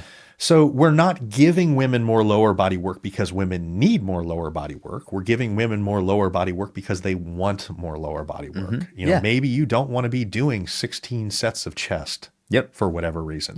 There's nothing wrong with that. As long as you're doing 3 or 4 to make me happy from a perspective of total balance and that you're not going to injure yourself. I don't want you to fall later in life and then not have any strength in your shoulder girdle and not be able to handle that. As long as we're covering that, we can prioritize other things. And if coaches start to look at it that way, you're going to get people what they want. You're not going to be ignoring biology, and people are going to be happier ultimately. So what you're saying is we should train people based on their goals, which is shocking. I know. And again, these are those non-viral things. What do you want to do? Wait, so there's not a magic answer? No, just tell me what you want to do and we'll make it happen. Let's go. That's it. Yeah. So another thing you said, and I quote, direct quote, being healthy isn't just about seeing the scale drop. I know you say you want to build an athletic physique, but are you willing to do what it actually takes to get there? You aren't beating skinny fat without building a lot of lean muscle. It's time to be adults about this and think about the long game, not just this summer. End quote. Explain. This is a really, I love how you do these things. This is a really important topic and something that I'm kind of staunchly in this stance, and you can fight me on this if you want to. I'm happy to explain. I don't think I'm going to fight you. There's another thing that I have a debate with you on, but not this one. Okay, sure. So what I will typically see in a lot of these situations is people will come to me and they'll say, hey, I have the goal of having a lean athletic physique, and I think that this has changed significantly more for women over the past decades than for men. I mean, one of the really good things about CrossFit, and I'm not a CrossFitter myself, but I can recognize a lot of the benefits that this brings to the table. It's done some amazing things for the community. It's awesome. Yeah. It's awesome. And so one of the things that it did was it created a sense of community for a lot of people. It brought women into the fold. Huge. And much more than what was happening before. It gave people an appreciation for building lean muscle and having that athletic physique. And we kind of got away from the 1990s Kate Moss, crack model body. And I think that's wonderful. The problem. Did you say crack model body? The crack model body, yeah. That's wonderful. And so I was trying to get that in under the radar. And so what I think is really cool about that is that we have that mental and emotional buy-in by a lot of women. And we've got that mental and emotional buy-in by 20-year-olds to 70-year-olds. I'm seeing a lot of older women that are getting on this strength and lean muscle train. Yeah. Love it. Absolutely love amazing. it. There's a problem that a lot of us are not talking about. We have the buy-in for that body type being an ideal, and I would love to have that. The problem is, especially in women that are my age and older, we have been probably due a lot to men. They've been conditioned to think that dropping the scale is the only way to get there. You know, I need to get thinner and thinner and thinner and thinner. They're not realizing in the back of their mind, they know, yes, muscle is important, but that journey to get there has not been wholly accepted by a large portion of people. And so one of the things that I really like to point out these days is, hey, you know, outside of significant obesity cases where, yes, losing weight should be your main focus. In those cases where we're probably a normal body composition range, maybe a little bit skinny fat, hey, spending time building some lean muscle is probably more advantageous for you than anything else. 100%. Because you're going to experience some of that body recomposition anyways. But that lean muscle is going to come with so many benefits. And it should be the focus of probably the large majority of people, men included, because most men aren't walking around with significant amounts of lean muscle. At all. You know, and it gets worse. I mean, when you hit your 30s, every decade moving forward from your 30s, you lose 3 to 8% of your total lean muscle mass. It accelerates exponentially in your 60s. And that's why we see rates of sarcopenia in the worst categories. I mean, if you look at people in assisted care living facilities, it's as high as 51%. And the losses in strength That's fucking scary. It's incredible. And the losses in strength are even more incredible than that. It's even worse. And so when we look at lean muscle and its benefits to longevity and quality of life, it's amazing. And this is even irrespective of things like cardiorespiratory fitness. It's irrespective of things like age, body fat levels, smoking status, all of these things. Like just having lean muscle makes you a lot healthier. It makes you live longer, and it makes you have a higher quality of life while you're living longer. And this is one of the reasons we see things like the muscle mass index. It might even be a better indicator of quality of life and longevity than the body mass index. That's the least surprising thing in the world.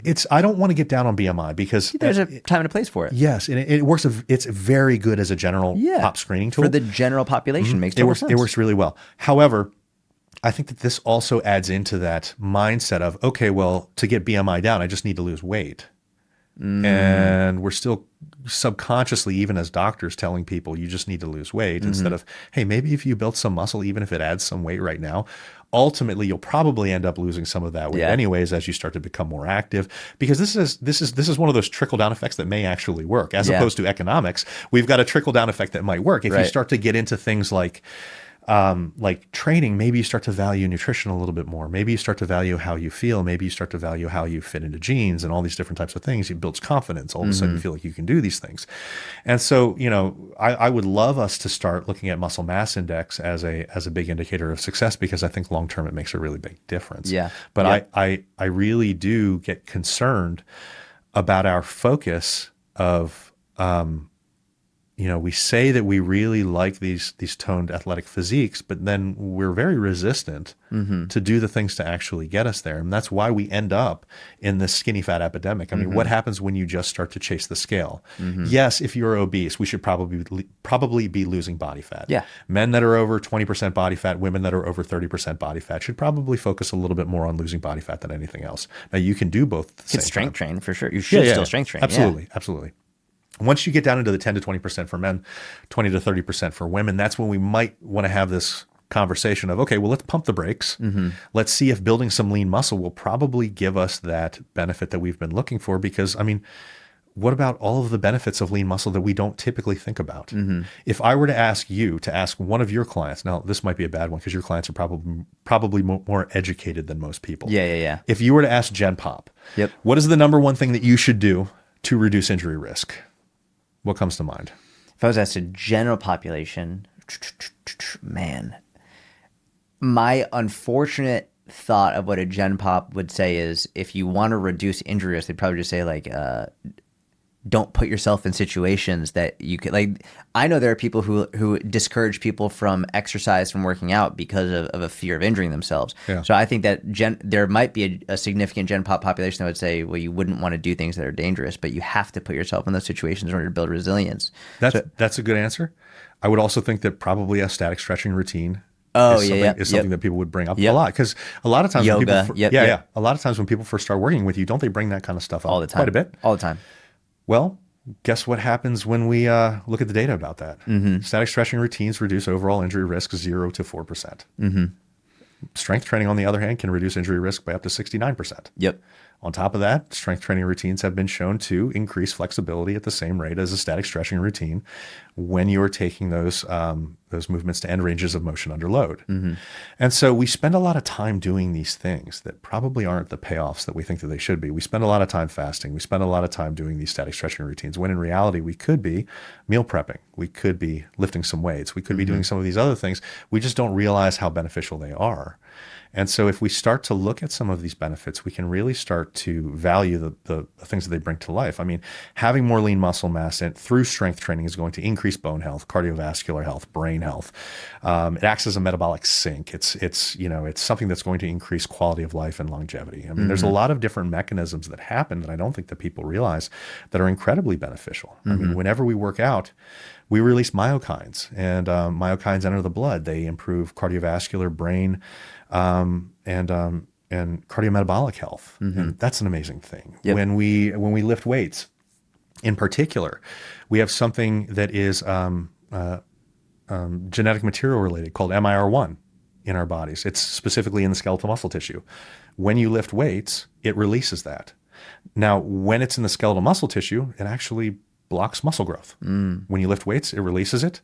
It then travels into adjacent adipose tissue, which it upregulates lipolysis. So now not only are you removing that lock from allowing you to build lean muscle, burning fat, you're actually able to burn fat a little bit more effectively. And so we've got all of these different things that are happening that people just don't realize are happening. And maybe this can get some people to start to value lifting weights, performance as a sign of success, as opposed to watching the scale drop every 5 seconds, and ultimately get to where they want to be. Now, yes, you're going to have to delay gratification. Yep. Yeah. But that delayed gratification comes with a faster result on the end, even if you think, man, I'm looking a little bit worse before I look better. Yep. There's one thing I want to bring up so we can have a nuanced discussion about it. Because I know people are going to hear you say it and they're going to think, oh my God, so static stretching is bad. This is an important opportunity, because you were talking about how static stretching doesn't alone reduce injury risk, and how if we're comparing injury risk, static stretching versus strength training is the clear winner, obviously. Talk about, is there any relevance for static stretching? Yes, there absolutely is. Okay. So thank you for saving me on this one. This is the funny. As you said, I was like, I know people are going to be like, man, wait, static stretching must be bad, because there are people who say static stretching is bad. It's not bad. It's not bad. So here's the thing, and I actually give a static stretching routine with my clients. So just to not appear like I'm like lying about everything. So and it's a good question. Static stretching, we have probably prioritized it far more than we need to. However, in particularly newer lifters, static stretching probably serves a very real purpose, because you will probably get into better ranges of motion, be able to sit back into a squat a little bit easier, be able to get down into a deadlift a little bit easier. If you incorporate this, it will probably happen a little bit sooner. And so particularly for people that are new to intermediate, it probably makes sense to be doing this, on top of the fact that it may feel good. And if you've got any kind of nagging injuries, maybe these are the types of things that can help with prehab and rehab. There are very real instances where you would start to use these types of things. For an advanced lifter, do you have to use this assuming you don't have any injury, problems or anything like that? It's probably mostly a waste of time. If it makes you feel good, great. That's what I think is the key in terms of, does it make you feel good? And what I will say, we also have to differentiate. There are many different types of advanced lifters. I see some advanced lifters who are, they have incredible, like we could look at an Olympic lifter, an advanced Olympic lifter, amazing mobility, incredible strength, power, coordination, athleticism. Do they need to be spending a lot of time with static stretching? Of course not. Absolutely not. And they don't. And they don't. But then I see a lot of advanced lifters in bodybuilding, including colleagues of mine who, bro, when I say like they can't walk without limping, their joints are in insane pain all the time, their mobility, like they can't touch their toes, even though they do RDLs and all this stuff. It's like, okay, for that advanced lifter, I would 100% recommend some static stretching. And a lot of it will be from, I think it will make them feel better. But I also think that at least what I found in the strength world, and like I come from a powerlifting background, used to think static stretching, all this stuff was bad or a waste of time. I think what I've noticed in the strength world is many people think that this is like we look at everything as a toolbox, but the strength training is the most important tool. I think, yeah, in many ways it is, but there are other tools that we can use as well. And for what I found is the people who say all you need is strength training from a flexibility perspective, I think that they're missing the forest for the trees. I think there are, and if you disagree, that's totally fine. I think that there are tools that you can get from whether it's static stretching or other stretching modalities, other flexibility modalities that will allow you to progress not only more quickly, but actually maintain that flexibility and mobility better than just simply strength training through a bigger range of motion. I'm a big fan of dynamics. Yep. I think the dynamics, particularly in warm-up senses or, prior to things like team sports, yep, are a very good thing. Yep. The concern that usually people will start to get into with static stretching is like, yes, there is research suggesting that they lower power output for certain periods of time after you've done them. And the analogy is not entirely accurate, but the rubber band. Rubber band or taffy or something like that's not entirely accurate for how it works. The good news is for people that do enjoy static stretching, if you enjoy doing it, that negative that we typically see from the static stretching routines, if you're going to do it prior to training, usually works itself out within 5 to 10 minutes. Yeah. So as long as you're not going from the static stretching to like, all right, now I'm going to load weight onto my back. Yeah. Yeah, that's probably a problem and something people should be aware of. Yep. But if you enjoy it and it's not taking up a massive amount of time, my concern with this type of stuff is if you're using it as a pre-workout routine, your pre-workout routine should probably, your warm-ups should probably not take more than 10 to 15 minutes. Yeah, completely agree. And the personal concern that I have is that my wife being, I mentioned that she was a regionals qualifying CrossFitter and all those different types of things. I grew up for many years watching people take 45 minutes to an hour and a half. Yeah. So, that's where you're coming from. Yeah. And that's nonsense. It takes too much. What I think makes a lot of sense is, for example, number one, static stretching is an off day activity. Is, I think, one of the best things people can do. Sure. Another thing that I'll do is, and I'll do this in my programs for the inner circle or clients, where static stretching a muscle that isn't going to negatively impact the lift that they're going to do. So, and I'll often superset it. So, for example, I see a lot of people who are trying to do a Bulgarian split squat or a lunge limited due to their hip flexor. Mm-hmm. Okay, so how about we superset it? You do a Bulgarian split squat, then static stretch with a hip flexor stretch. You go back and forth. By that last set, you actually get a deeper range of motion. You get deeper into the hip flexor, and you can access it with less pain. And you're not negatively affecting the strength because it's coming from the glute and the quad. It's not coming from the hip flexor anyway. So it actually only allows you to get deeper into the range of motion, and it doesn't take any extra time. And hopefully, one of my goals is to get people off their phone when they're working out. So rather than sitting there and just hunched over like you do all day anyway, looking at a screen, get into a hip flexor stretch or do a pigeon stretch. Do something for your glutes, for your low back, so that in between sets of strength training, you can get the benefits of the stretching as well. It keeps you mentally focused on the job at hand too. Yeah. So I think that there can be a lot of different benefits from that. Yeah. What I wanted to point out originally was if we're looking at, these strength training routines as somehow taking away from this, it's probably not. It's probably correct. It's probably really helping that out and probably a really good adjunct to that type of training. I do like your focus a lot on the muscle mass index. And I think you brought up something that you said it almost nonchalantly in a way that I think people might have even missed it, where it's like you're going to have to be very patient. You have to be very, very patient when you're doing almost this like body recomposition approach. Now, you were talking about building muscle as a way to achieve this physique. And I also I want you to remind me, because I don't want to forget about this, talking about this ideal physique. But you were talking about how you're going to need a lot of patience and you want to be building muscle. when people are doing this, especially if someone, let's say a guy is 18 or 20% body fat, or a woman is 25, 26, 27% body fat, just because they're building muscle doesn't mean they need to be in a caloric surplus. They could be in caloric maintenance, right? Or maybe even a mild deficit on some days and maintenance other days, and still get the benefits of building muscle without worrying about adding extra fat. Is that right? They could be. So here, there's a lot of nuance to this question. I'm sure that you're aware of that, but that's why we bring these things up, because it can give some insight into what's going on here. There is certainly data suggesting that body recomposition is a very real thing, even in advanced lifters. So you can lose body fat, gain muscle at the same time. Maybe the scale jumps a little bit throughout these things, depending on how it works. But what we want to do is we want to set proper expectations so people can pick the right move for them. Because if they know what is possible and then they know what to expect, you can actually be more patient along that process. Yep. So there are 4 conditions in which body recomposition happens very readily. If you are significantly obese, you can be in a pretty deep calorie deficit and you will still build some muscle. If you are brand new to training, if you are coming back from a long layoff for whatever reason, muscle memory starts to come into play. Maybe you were injured, maybe you went to med school or whatever it is and you didn't train as much, or if you're on steroids.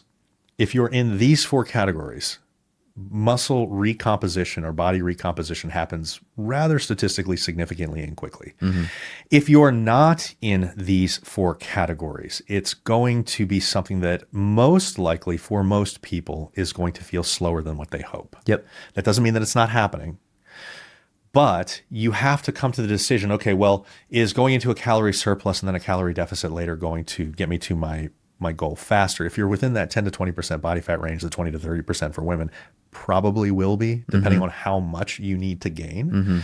The leaner that you are, the more experienced that you are, the less of a chance that this is going to happen.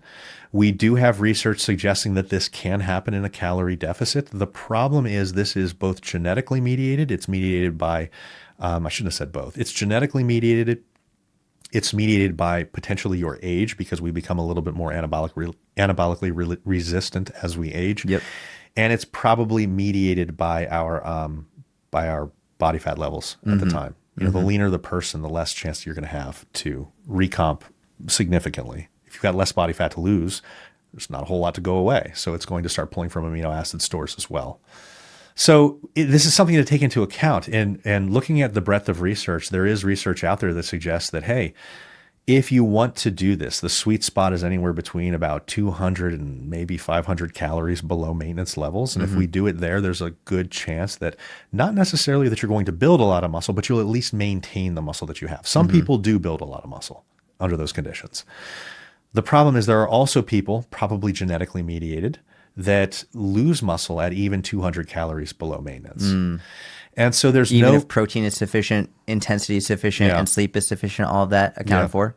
Okay. And so it's not guaranteed that you're going to do this. But what you just brought up is how you get the best result possible, the best chance possible to have those results. Right. You know, keeping protein high, keeping that calorie deficit modest, sleeping well, because sleep does have a very big significant interaction on body composition and weight training. You know, if your goal is, hey, mentally and emotionally, for me, I can't see the scale, you know, rise over time. I can't see body fat levels start to build. Well, then maybe this is the right choice. Maybe you shoot for that 200 calories below, because the chances are it's going to be good for you. Some people it's not, but the chances are it's probably going to work well, unless you're significantly lean. In that case, you probably shouldn't be in a calorie deficit at all. At best case scenario, you should be sitting at maintenance. What do you think about a calorie cycling approach to something, a body recomposition, where maybe on the days where you aren't lifting, you're in a mild, like that 200 calorie deficit, and the days where you are lifting, or it doesn't even have to be lifting days, but generally speaking, you have some days where lower calorie, where it's a mild deficit, and other days it's closer to maintenance, maybe even mild surplus. How do you think that would respond? I don't advocate that. Why not? I don't advocate that because the anabolic response to training lasts 24 to 48 hours anyways. Okay. So it's not like, you know, if you lift yesterday, it's not like nothing's happening today. Right. Yep. And so what we really want to do is we really want to keep our body fueled to the extent that it needs, because if Okay. it doesn't have adequate fuel stores, it's going to start pulling from endogenous stores, from the stores in your body. And God forbid that comes from amino acids from lean muscle, because then you might be spinning your wheels as you're doing this type of thing. Now, calorie cycling can work, but if you're going to be doing calorie cycling, you're going to want to keep the calorie cycling levels relatively close. The bigger the discrepancy Right. in the calories that you have, and some people will do this where they're like super low for 5 Right, days, like then the weekend they just blow it out. Yeah. You absolutely do not want to do that. Yeah. So can calorie cycling work? Yeah, it can. Is it probably the smartest thing? I probably wouldn't be pushing people into this unless they say, this is the only way that I really like to do it. And if okay. it is, and they're okay with being within a small variability, Yeah. sure. I mean, So you just prefer a static caloric range? I prefer a static caloric range. It makes it easier for most people. It's a little bit more straightforward. Interesting. There's nothing wrong with that, a little bit of calorie cycling, and I don't Yeah. have an issue with that. But to put forward the idea that we need less the following day, just it doesn't really make a whole lot of sense. What about if it's just based on someone's preference? Some days they like to eat a little bit less, right? Because their schedule. Other days they prefer to eat more, maybe like the weekend warrior, Friday, Saturday, Sundays, family time, travel, whatever it is, they eat more, and then Monday through Thursday they end up eating less. I mean, I program like that all the time. And this is one of those things, this is personal preference. And as long as we're not going like really outside of the bounds, I mean, keep it like 200-300 calorie differences between the times if we possibly can. Yeah. Yeah. But when we're drastically going out of these bounds, then we're just trying to say, hey, we'll do whatever you want. It doesn't really matter what the outcomes are. And that's where you're not doing a good job as a coach. Right. But if you're talking about what we're talking about here, I think that's perfectly fine. And you know as well as I do, something that is perfect in a person's life and maybe 85% perfect on paper is going to be better than something that's 100% perfect on paper and less than 85% perfect in their life.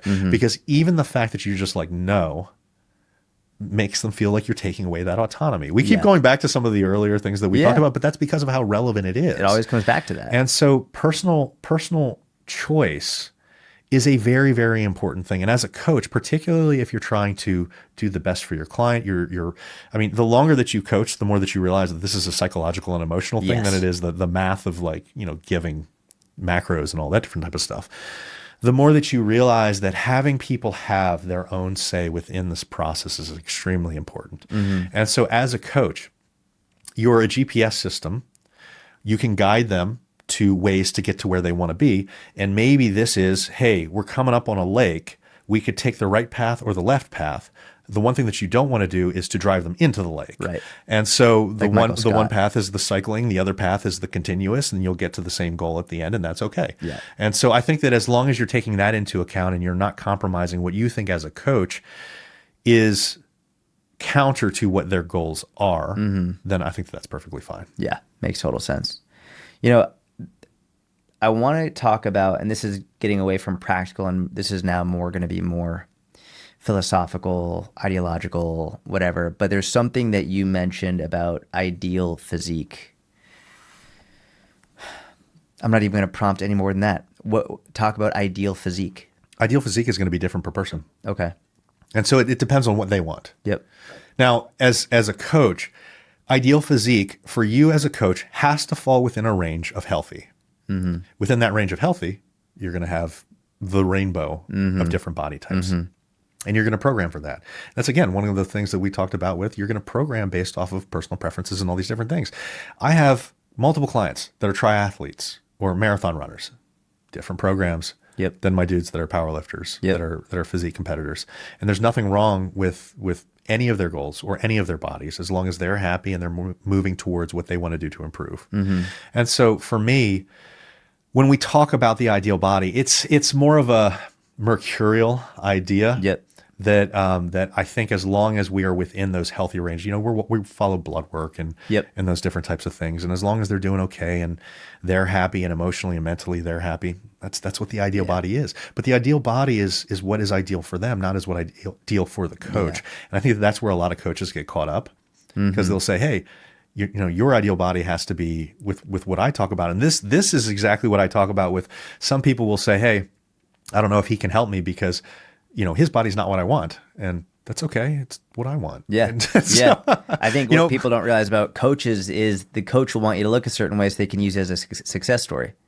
I think that going into it that way is probably coaching from the wrong angle to begin with. It's absolutely the wrong way. But I think the consumer often doesn't realize that the coach will be pushing them towards a certain physique, because then the coach can say, oh, look what I've done for this client. When it's like, well, maybe that wasn't what the client needed or wanted. I mean, not everybody needs a six-pack. At all. Almost everybody comes into it going, hey, I want a six-pack. And then you get down to like just below that, and they're like, man, I don't like what I'm having to do to get to this six-pack. And it's like, okay, cool. But we got to that point. Yep. And now you are allowed to make that choice. You found that balance between what you want your social life to be, what you want your physique to be, what you want your performance to be, what you want your health to be. And now, at least because we've tried that, you can be comfortable with the ultimate you. Yes. And that's the thing. I think the ideal body is probably the wrong term. It's getting to the ultimate preference of that person. Yeah. But it has to have, and I'm glad you brought this up, it has to have health. It 100%. Has to include health. Yeah. And this is where I think when we got into the health at every size movement and even the extreme ends of the body positivity movement, there was a lot of falsity going around, like what could be healthy. And I think Dr. Spencer Nadolsky brought up something great where he was like, can you be healthy at any size? You can be in an individual moment. Yeah. But he and I have had this conversation. And I agree with him 100%. It's like at a certain, how long can you stay healthy at that size? Yeah. The problem with, so there's a difference between body positivity, loving yourself, and health at every size. And I think that I think that the problem is people start to look at these as all like one thing. Yep. And they get mad at one aspect, and then the other aspect, which has very valid messages, they just disregard it off of the bat. Yep. First off, you can love yourself even if you're obese. That doesn't mean that you're a bad person. Yep. You can also want something more for yourself if you're obese, and there is no shame in that. Yep. The idea that you could be significantly obese and healthy is a transient thing. Mm-hmm. There is no significantly obese person that is forever healthy. Correct. And that's because it's a degradative state. Mm-hmm. Over time, blood lipids are going to have issues. Glucose control is going to have issues. Your joints are certainly going to have issues. Your quality of life, your mobility, all of these things are going to go downhill. It's only going to get worse with time. And so the issue with Gen Pop and coaches and addressing this is there has to be empathy within the situation, because these people, yes, habits and routines have a big influence on why they're there, but that doesn't tell the entire story. Mm-hmm. They have more challenges than other people face. I mean, we just talked about the fact that if these people have tried losing weight before, they're going to be battling a lot more hunger than they've ever had. Yep. Hunger cues are very discordant for people that are significantly obese. Yep. Emotional regulation is very different for people that are obese. And this is not something that it's like, they just shouldn't be that way. How is that helpful? Mm-hmm. Like, being empathetic is very important. Yes, you're in this situation. You are facing something a lot more than Deborah from the cul-de-sac is facing. Taking ownership of that is the flip side of that coin. When people want to actively change, and if you're somebody that's significantly obese, you have to take ownership of it. Mm-hmm. It's not shameful. There's nothing wrong with that. You say, okay, look, part of this is out of my control. Part of this is within my control. So what I need to do is I need to identify those things that are within my control, set up support systems around myself, set up the right plan to be able to start learning how to take control, and then push that forward. And it is imperative that people accept that part of where they are is because of what they do. Because if you do that, then you can say, hey, this is not out of my control. Part of this is because of what I've done. Therefore, I can do some things to fix this.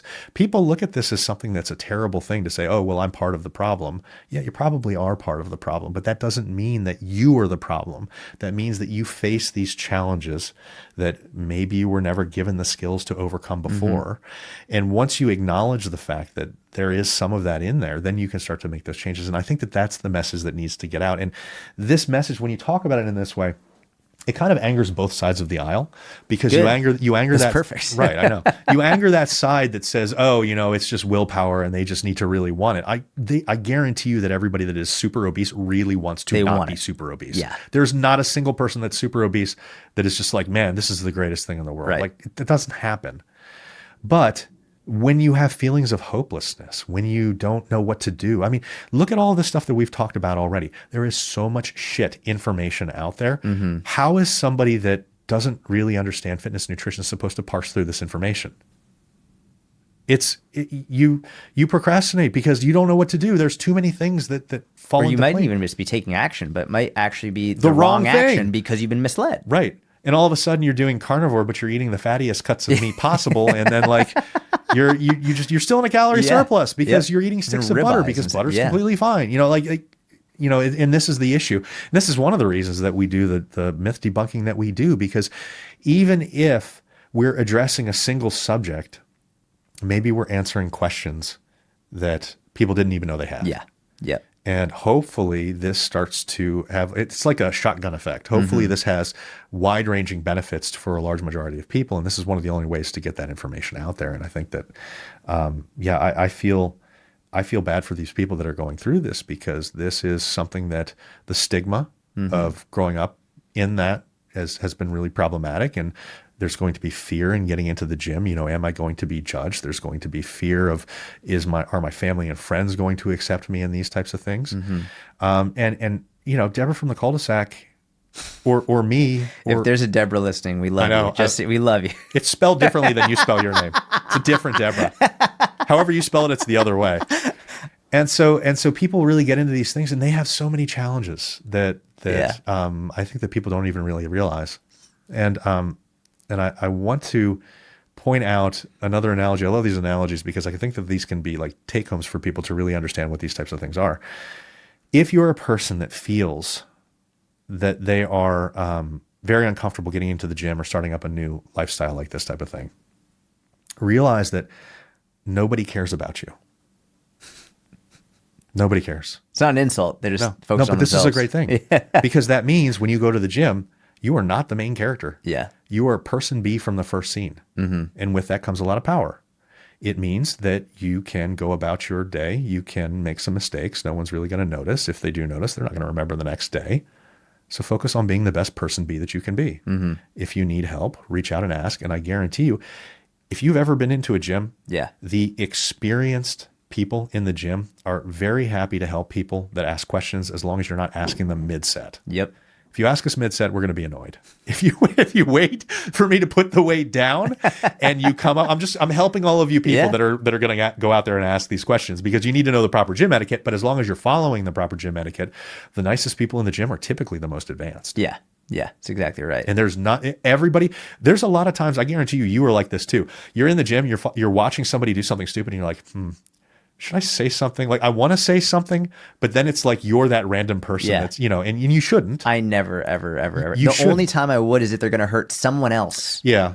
I might say it if they might hurt themselves, but it depends, because then we get in a whole other, like, how do I know they're going to hurt themselves? Like, you know, like I see people, what if they're really rounding their back? I don't know. I've seen people round their back and they don't hurt themselves. But if I see someone like dropping weights or throwing weights and it could like roll over and hit somebody else, I'll absolutely say something.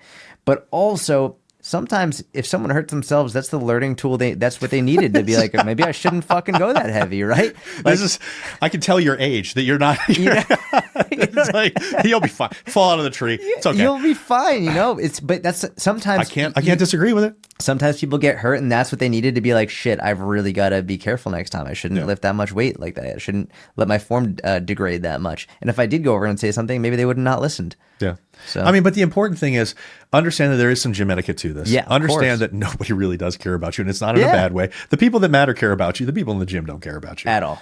You know, and the people that are going to be judging you for trying to improve yourself, they're dickbags anyway, so it doesn't matter. I've always said the gyms are filled with the most insecure people, because people often go to the gym because they're insecure. Yeah. Because they go there because I need to change myself. Because and it's a whole group of insecure people. And everyone in there is like, oh my God, who's looking at me? And oftentimes someone will be like, oh, someone was looking at me today. It's like they were probably spacing out, thinking you were looking at them. And there are douchebags, obviously. Wherever you go, there's always a douchebag. As a disclaimer here, those douchebags are pretty much all Dunning-Kruger 1 to 2 year. Like, they've literally just gotten out of the beginning stages of lifting. And so if you ever hear anybody being like, oh, the Smith machine has no benefits, that's that red flag. And you're like, all right, this guy, I know where he is. He's been lifting for 1 or 2 years. Yeah, exactly. He put on 6 to 10 pounds of muscle, and now he knows everything because he read Starting Strength. That's exactly right. No matter where you go, but I always think like when you're 90 years old, you're looking back on your life. If you're blessed enough to live to 90, you're not going to look back and say, wow, I'm so glad I didn't go to the gym because I was worried someone might say something to me. You will say, wow, I'm so glad I did go to the gym, even though Joe Fuckstick decided to say something to me. Even you will always be proud that you went. You will not be proud that you decided not to go. I mean, do you think that Michael Jordan shot his first free throw, missed it, and was like, you know what, screw this, I'm never doing this again? That's exactly what happened. I was there. But see, this is the type of thing we look at these people that are super highly successful, and we don't realize that they had the same beginnings as a lot of us. Yeah, exactly. You know, except for Ed Cohn, he's always been lifting. He's always been hitting those really high marks. But you know, you find these things happening, and it's really funny that people are, as third persons, very forgiving of others. You know, if you told me, I have clients all the time that will talk to me and they'll be like, you know, I just don't feel like it's working. I'm like, you've lost 20 pounds in 4 months. And they're like, well, you know, I don't feel like it's working very well. I'm only losing a couple pounds like a week. I'm like, you're actually moving a little bit faster than what I would, but you know, but I'm happy, blah, blah, blah. And I'm like, if you had a friend and they said, I lost 20 pounds in 4 months, what would your reaction be to them? And they're like, well, I would be happy for them. I'm like, right. So why are you so hard on yourself? And I get that. We're all much harder on ourselves. I am too. Yeah. I'm much harder on myself than I am on my clients. I'm like, I baby my clients compared to what I do to myself. Yeah. But you know, it needs to be said. It needs to be said over and over and over again, because we all need this message. That's part of the role of the coach, is to be that voice and create perspective. And like, I think the biggest job of a coach is to not let your clients quit. No, just do not let them quit. Well, and if you're giving them the perspective to say, if you had a friend that was in the situation, that helps. What would you say? I'm not going to quit now.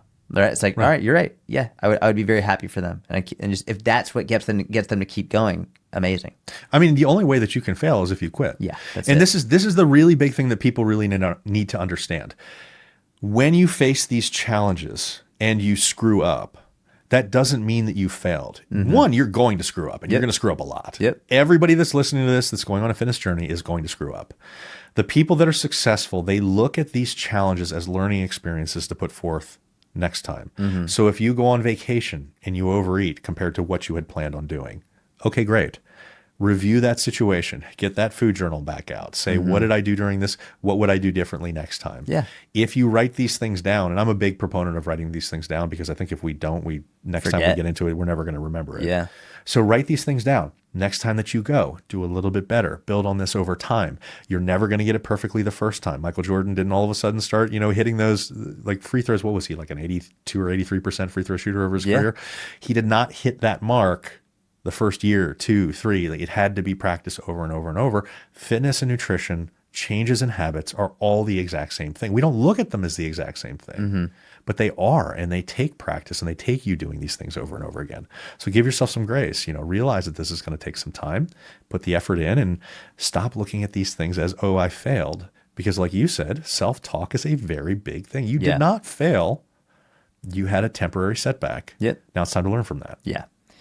And one more thing before we move on to the next one, to go back to, both sides of the aisle. And we're not going to get into politics. I promise you we're not going to do that. I sense it coming up. There's something we can look at the extreme ends of both sides. And we were talking about how on one side, it's just suck it up and do it. Right. That's one side. And, eat less, move more. Yes, that's it, right? It's very helpful. And it's super helpful. It's okay. I literally had a guy say that the other day in my comment section, and he was like, I don't understand how that's not helpful. And I was like, well, it's accurate. It's not helpful. Well, I said this. I was like, what's funny about that side is often that side tends to be the more entrepreneurial side as well. Or they want to be entrepreneurial. They want to build. Type A almost. I don't even know if it's type A. It's just like, I think like it's all on you. You're the only person that can do it. Do it for yourself. And they're like, okay, cool. So like, I want to start like making my own money and building like cool. The David Goggins poster in the background. Or even like probably an Andrew Tate poster, realistically. That's right. I was trying to avoid that one. and I was like, imagine whoever your hero is, Andrew Tate, it says just make more money, spend less money. Yeah.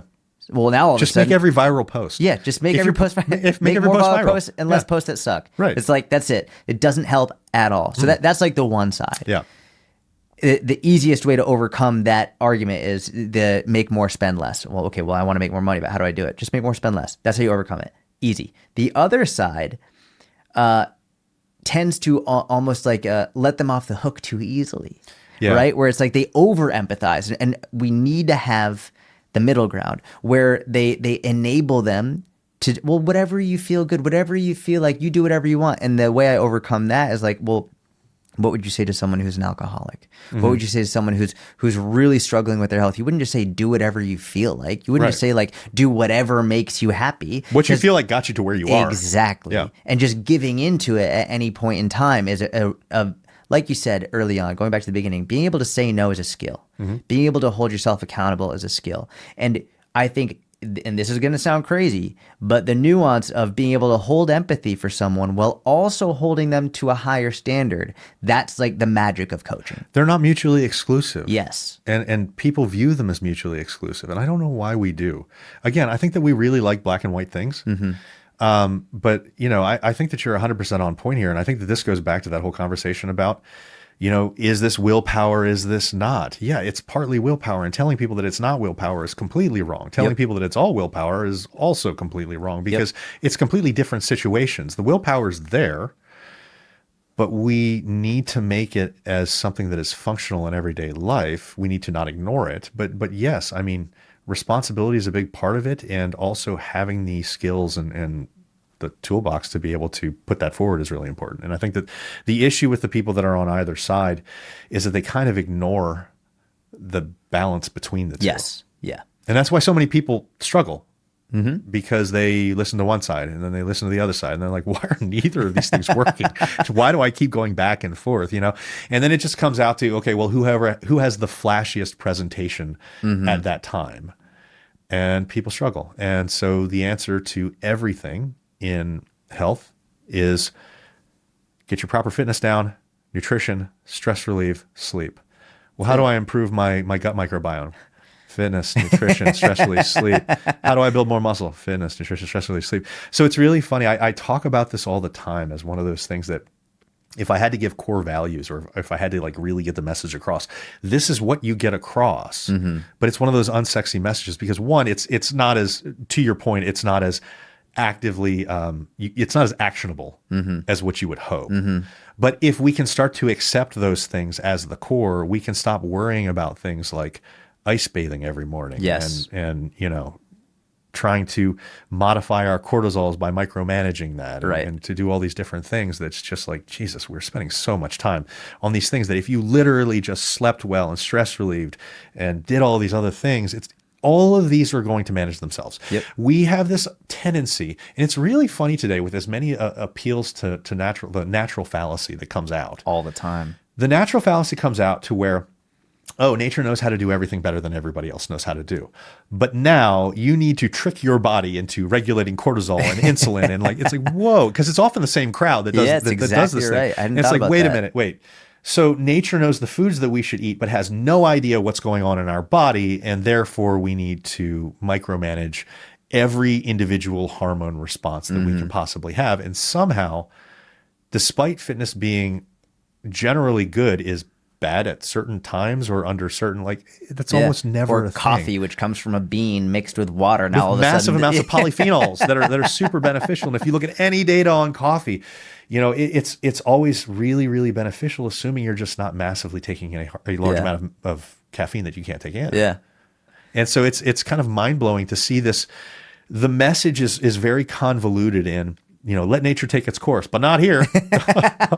Not when it goes against what I say. Fuck nature here, but do it here. This one allows me to sell supplements and training programs. Exactly, this one does not, because I'm not part of the organic food board, but this one does. And I think that that's one of those things that we should be really conscious of. And I'm not a person that says, hey, funding of a study really matters.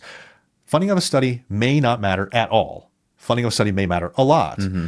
We should be aware of funding of study, and we should be critical of where the funding of studies come from because that could tell us something about it, but that doesn't necessarily discredit information because if a person that doesn't have a vested interest in running that study doesn't fund it, who else is going to fund it? Right. So it's this really funny thing where people are like, oh, well, seed oils pops into my mind. Yeah. This is a I'm going to cause a big mess with this one, but seed oils pops into mind, and they'll be like, well, there are studies that are done by seed oil companies and it shows that they're not problematic. It's like, right. I'm like, but there are also studies done by dairy. And there's one that I'm thinking of that is out of Stockholm. It was the Netherlands, maybe, where they said, we looked at full fat dairy and seed oils. And if you equated calories between the two, the seed oils actually had better cardiometabolic outcomes. Yeah. And it's like, okay, so why did we discredit every one of the other ones, just because we don't like the funding source? Look at the methodology. Yes. Look at what is the breadth of evidence saying? If this one study by seed oil, producers is completely counter to the rest of the evidence, okay, maybe that starts to raise an even bigger red flag than what it did before. But when we start looking at the breadth of evidence and understand everything as a whole, that's where we get a better picture of what's actually going on. And maybe we can cut through some of this noise. Yeah. All right, we're going to move on. This is the might be the last one in terms of things that you said, and then we'll move on to other things. There might be one other one as well. You said, and I quote, "Things you need to accept to live your best life." Oh no. And then you went on. This is the one I might Get to number 4. I might push back on. You said, "High intensity when lifting weights is non-negotiable. You must," this is a direct quote, "you must be close to failure in every working set," end quote. I agree it's important, but I disagree it must be for every working set.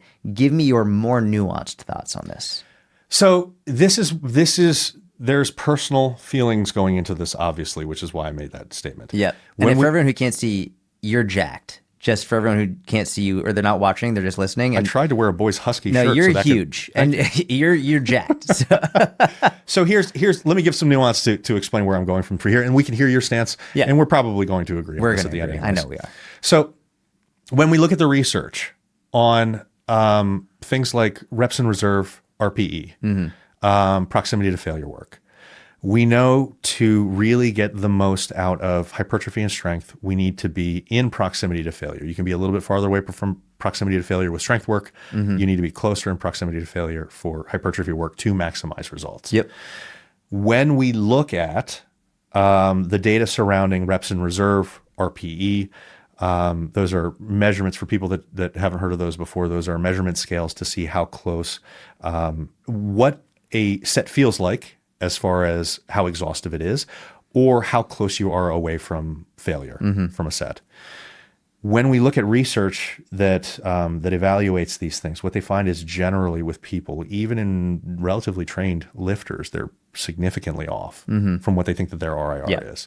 So as a heuristic, telling people to work more towards their proximity to failure, to really lift intensely, will probably put them closer.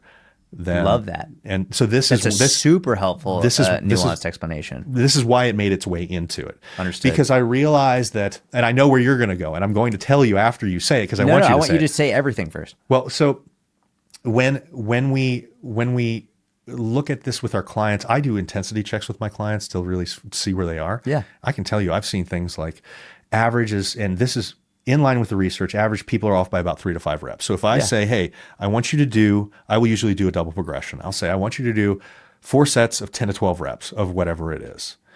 And I'll say on set 2, typically I want you working at 1 RIR. I realize that is closer to proximity than maybe everybody needs, but I do that because I realize that there is error and most people are farther away than what they think. So this probably brings them closer. I'll say, I want you to take that second set, and I want you to take it to momentary muscular failure, to where you fail in the middle of a rep. I will typically find people are 3 to 5 reps off. Yeah, makes total sense. On average. And that's the research backs that up. Yeah. It's some people I found 14, 15, 20 reps off. That's what. So if I told them. Who is that? If you had to make a. I don't want to do that. Okay. But this has actually been shown sometimes in research too, and I can actually show you that too. Okay. I think one of the ones that I can think of in research was 11 reps off. That's crazy. So I've seen 20. And I tell my clients when they're in the middle of doing this, hey, look, I expect you to be off. What I want you to be is honest with me. And I want you to really push through this, because what we will typically see is over time, I run one of these every training cycle. They get better and better and better because as we're pushing them through this, they learn what it feels like to push their boundaries. Now, I'm telling them, I don't want you to push if you've got sharp stabbing pains. I don't want you to push if this feels like it's in your joint. If you've got deep burning in your muscle, keep fucking going. Yeah. But if this is, neurological symptoms, all those different types of things, I want you to stop. So I will push them through those things. So when I talk about this with Gen Pop versus when I talk about this with somebody like a researcher or somebody that has a little bit more nuance, there's a little bit of a different message.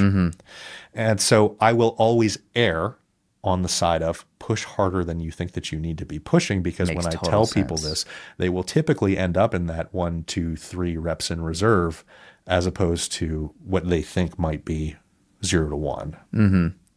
And so that's where that comes from. Yeah, that makes total sense to me. And I will say,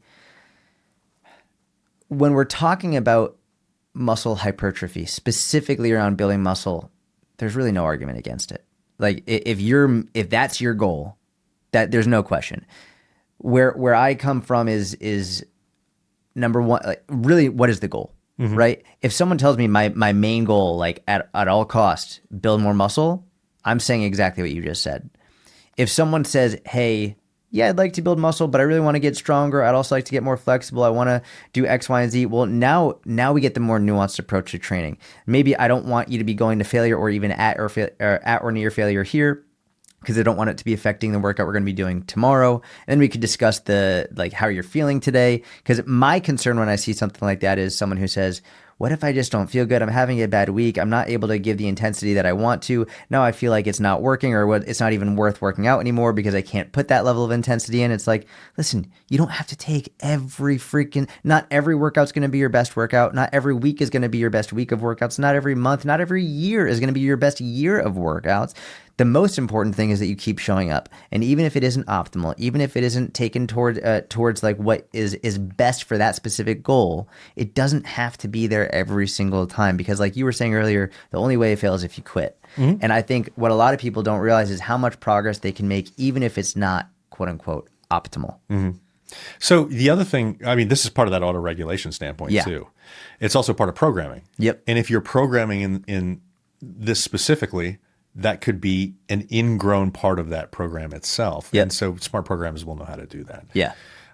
For strength, you certainly have more leeway. Yeah. As far as being off from that, close proximity to failure. You're going to have the ability to make some shifts depending on how the person is feeling that day. And one thing that you said there I find is very, very important. It's something that I reiterate all the time with people that I talk to about this. You're going to have days that are not going to feel good, and you're going to go in and you're going to train. The act of volitional effort is more important than anything else. Now, the 100% volitional effort that you can give in one day may not be the same as the perfect day where you're actually working at your true 1 RIR or whatever it is, and that's okay for a couple reasons. One, you're doing what you can do. It teaches you that it's all or something, not all or nothing. And two, you're building those habits and routines that will make this a long-term thing. What's really cool about what you said, and what I find high value in whenever we do these types of things, is just getting into the gym, even if it's only for 15 and 20 minutes, is really instilling that habit that you are a person that goes into the gym. And that is invaluable, particularly for people that have beginners to intermediates, because they haven't necessarily gotten that on autopilot yet. And so when we're trying to build long-term sustainability and when we're trying to build motivation, one of the things that we really want to do is we want to build these habits and routines that will allow this to be easier. And you can do something called like a pregame routine. And this can be part of that. Have you ever heard of a pregame routine before? So a pregame routine is a set of actions that you take to get to a desired outcome. You start off with something really simple that is readily available to do. You build up with more movement, and then you essentially get to what you need to do. So an example is, okay, I need to go to the gym. I'm a brand new person. I'm starting out. Mixing a pre-workout energy drink. Super easy. I can pour the powder in my shaker cup. I can set it next to my nightstand if I'm going to get out and work out in the morning. I wake up, I do that. Do that every single time, exact same way. Next step, you increase movement. You start to toss your clothes on, you toss your shoes on, you hop into your car, and you get going. That final outcome is you're on your way to the gym. It is very unlikely that you're going to turn around in the middle of that drive. So you've now just instilled that. Do that same thing every time. Because on days that you're motivated, it's fun. days that you're not motivated, the fact that you just started taking down that pre-workout takes absolutely no effort, no barrier to start in the morning, will allow you to get going, because it's like knocking over a domino. That domino effect can keep you going. Makes total sense. So you're talking about building these routines that can really bring people in long term. Yeah, 100%. If you don't feel great, you can still go in and you can still knock something out, because I can't tell you how many people talk about, hey, I didn't really feel like going in, and then within 20 minutes, I felt great. Even if you don't feel great and you didn't have the greatest workout in your life, you got in and you're reinstilling that pregame routine habit. You made yourself go in. And so that's a success in and of itself. And so over time, we are moving ourselves away from depending on motivation, which we will often depend on motivation, external motivation in particular, when we first start out on a fitness journey. That's just the way that it is. There's almost nobody that goes into this and is like, I love working out. It's like, you just started last week. You need to build up to that. You need to understand the benefits. You need to build a relationship with it. You need to start to, really ingrain that. And so over time, we start to move from an external form of motivation to a more internalized form. An intrinsic form of motivation is what we ultimately want to achieve, even if everybody can't get there. Just because you can't get there doesn't mean that you're not going to be successful. Right. An intrinsic form of motivation means I love eating traditionally healthy foods. I love getting into the gym. I would do it even if it didn't give me any benefits. I just like working out. Best case scenario. For you. Yeah. Yeah. Best case scenario. Not everybody gets there, and that's okay. What we want to do is we want to at least start to shift our identity, even if that's a little bit more external, into somebody that does these types of things. Okay, well, maybe I don't love going to the gym particularly today, but I'm an athlete and that's what I do. And that's great. These are steps, and they happen over long periods of time, but constantly telling yourself, hey, what would an athlete do? Or what would a healthy person do? Or, hey, I love this. I do this exact thing. I hate leg day. I bought the shortest shorts that you could possibly own to wear to the gym, because I cannot hide it if I skip leg day. And then anytime anybody asks me, what is your favorite exercise or what is your favorite body part to lift? I'm like, legs. And they're like, really? I'm like, 100%. I've said this for years, and it became easier and easier and easier. I am shifting my own identity. And this works with fitness or nutrition. If you're out at a restaurant and you're trying to make this a big change, one of the simplest things that you can do is say, what would a healthy person do in my situation? 99% of the time, you'll probably know the answer to that, even though there's multiple choices. This cuts out the choices. When you cut out some of those barriers, like we've talked about before, you're more likely to pick what you think will support what you're trying to become. Now, again, the important thing is we want to be working towards a more internalized form of motivation, and there's a spectrum. There is a great example that I always like to point out, because I think that it can make people wrap their heads around this a little bit better. Muhammad Ali was arguably the best boxer of all time. Without question. Yeah. He, super successful, never reached intrinsic. One of his greatest quotes, and I'm going to butcher this so we can actually put the real quote in the subtitles to this. He said something along the lines of, I hated every moment of training, but I loved winning. He didn't love training. He found value in what he was doing.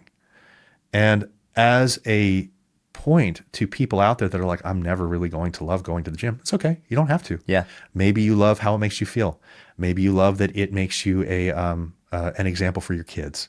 Maybe you do it for your husband. You can do it for other people. You're going to do it for yourself, for sure. But other people can be a part of that.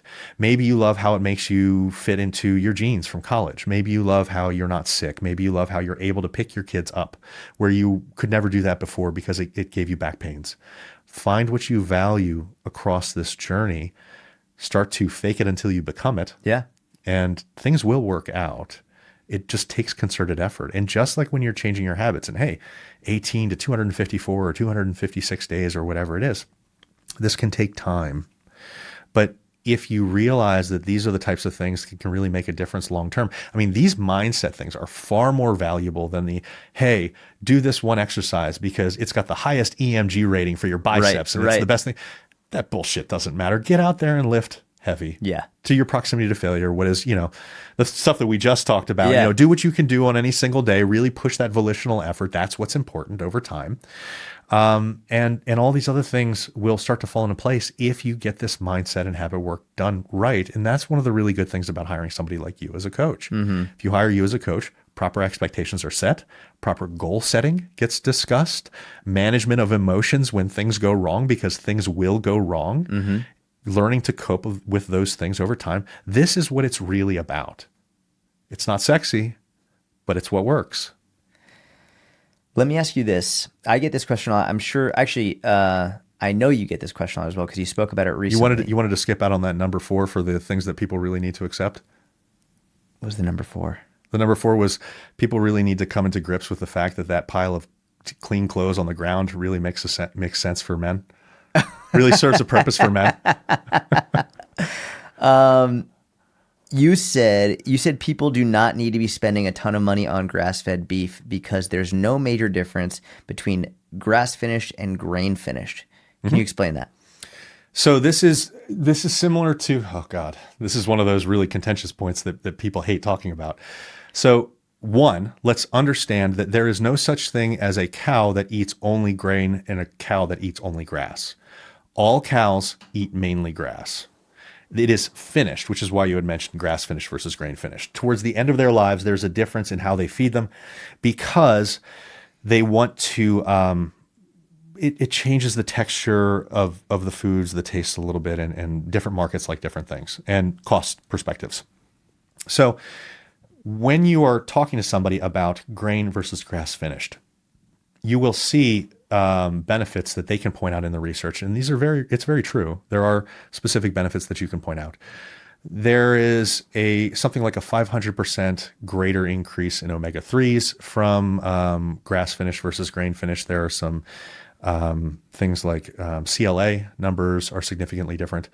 The problem with looking at it in this way, saying, 500% more omega-3s from grass finished, is that it doesn't really tell you what that practically means. Right. It sounds like a lot. And the analogy that I used for that was, if I'm going to invite you over to my house and I say, hey, I want you to clean my house. It's going to take 8 hours. I'm going to pay you a certain amount of money. My buddy wants to offer you the same job to clean his house. He's going to pay you 5 times what I'm going to pay you. That sounds a lot better, right? But then you realize I'm only going to pay you 1 cent.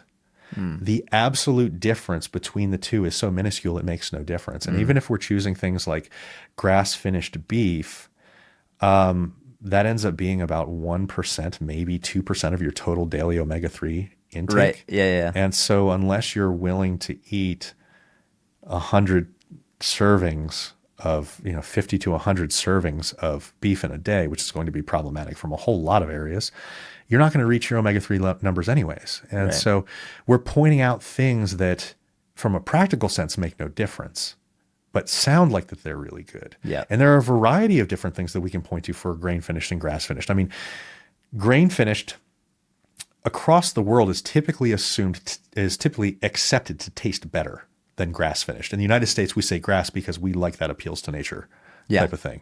But even if you go to Argentina, they're all grain finished because they like the taste better. There's a little bit more marbling. Okay. And so then the question comes into play, well, if there's more marbling, that means that there's a lot more fat. So the grass finish makes a lot more sense because there's a lot less fat. And it's like, kind of, for every 100 grams of grass finished, there's only 2 grams more of fat. So the difference is minuscule again. Yeah. And I mean, like, how much steak are you eating every single day to make it? Like, it could theoretically make a difference if you're eating a massive amount of steak every day. But then if you're eating a massive amount of steak every day, you've got other health problems and concerns. So from a practical sense, whether you buy grass finished or grain finished, it doesn't really matter. And then people misconstrue this with there's a whole host of other things that come into play here. They'll be like, well, I don't really want, antibiotics in my cows. And it's like, nothing to do with grass versus grain. Right. They both get whatever they need. Since 2017, it was either 2017 or 2019, so don't quote me on it. I think it's 2017.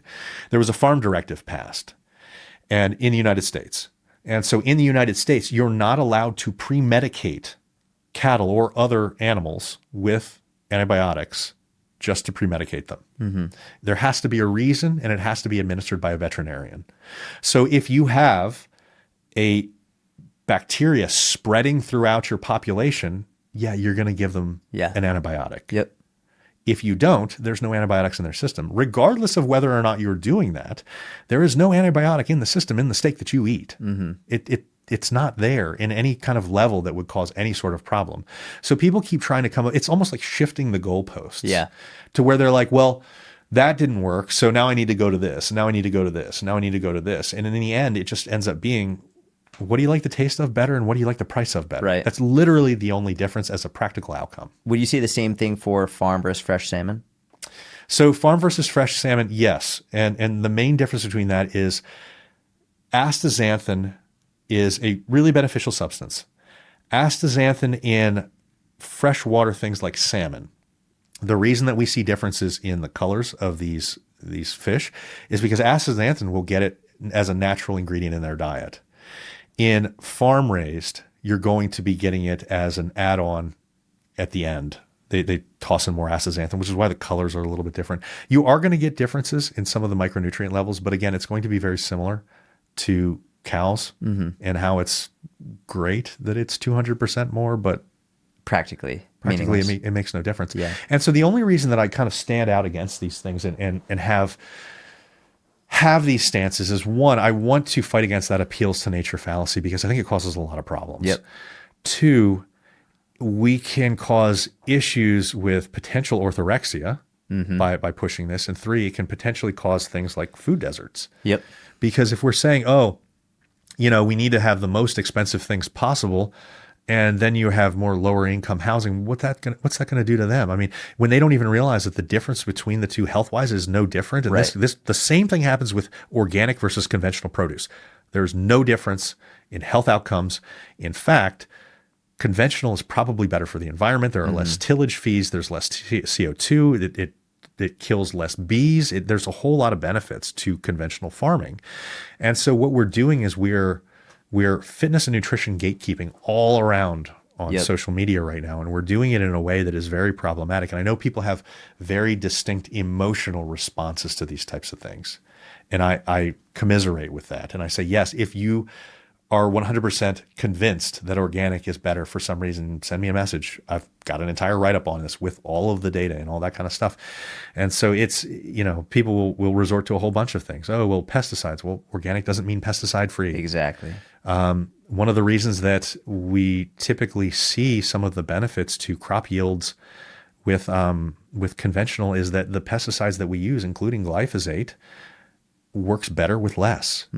And if we want to talk about toxicity levels, we have less regulation on organic pesticides than we do on conventional pesticides. And organic pesticides tend to have a higher toxicity level.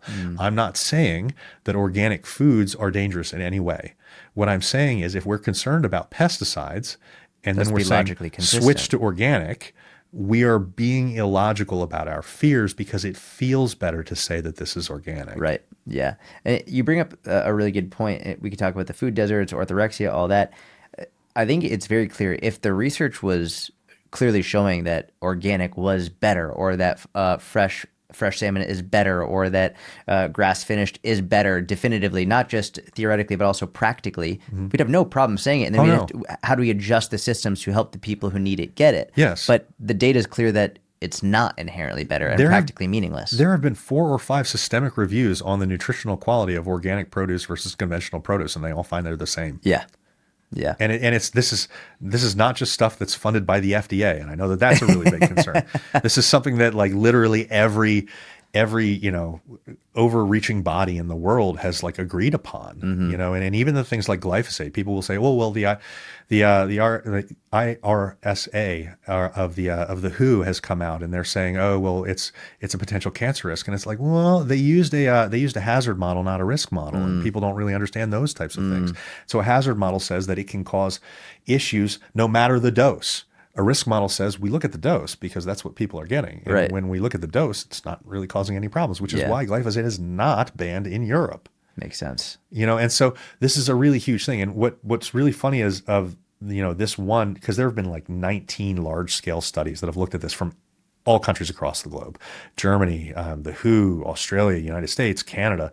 And they all say, oh yeah, this appears safe when it's used as directed and under these conditions. And if you choose that, oh, I don't want to have that, that's completely fine. Understand that's fine, but you're going to be getting pesticides from your organic unless you specifically know the farmer and he says that they won't do that they don't use pesticides. And they still might. The problem, they still might. The problem is for those farms that don't use pesticides, it is almost impossible for them to stay in business. Right.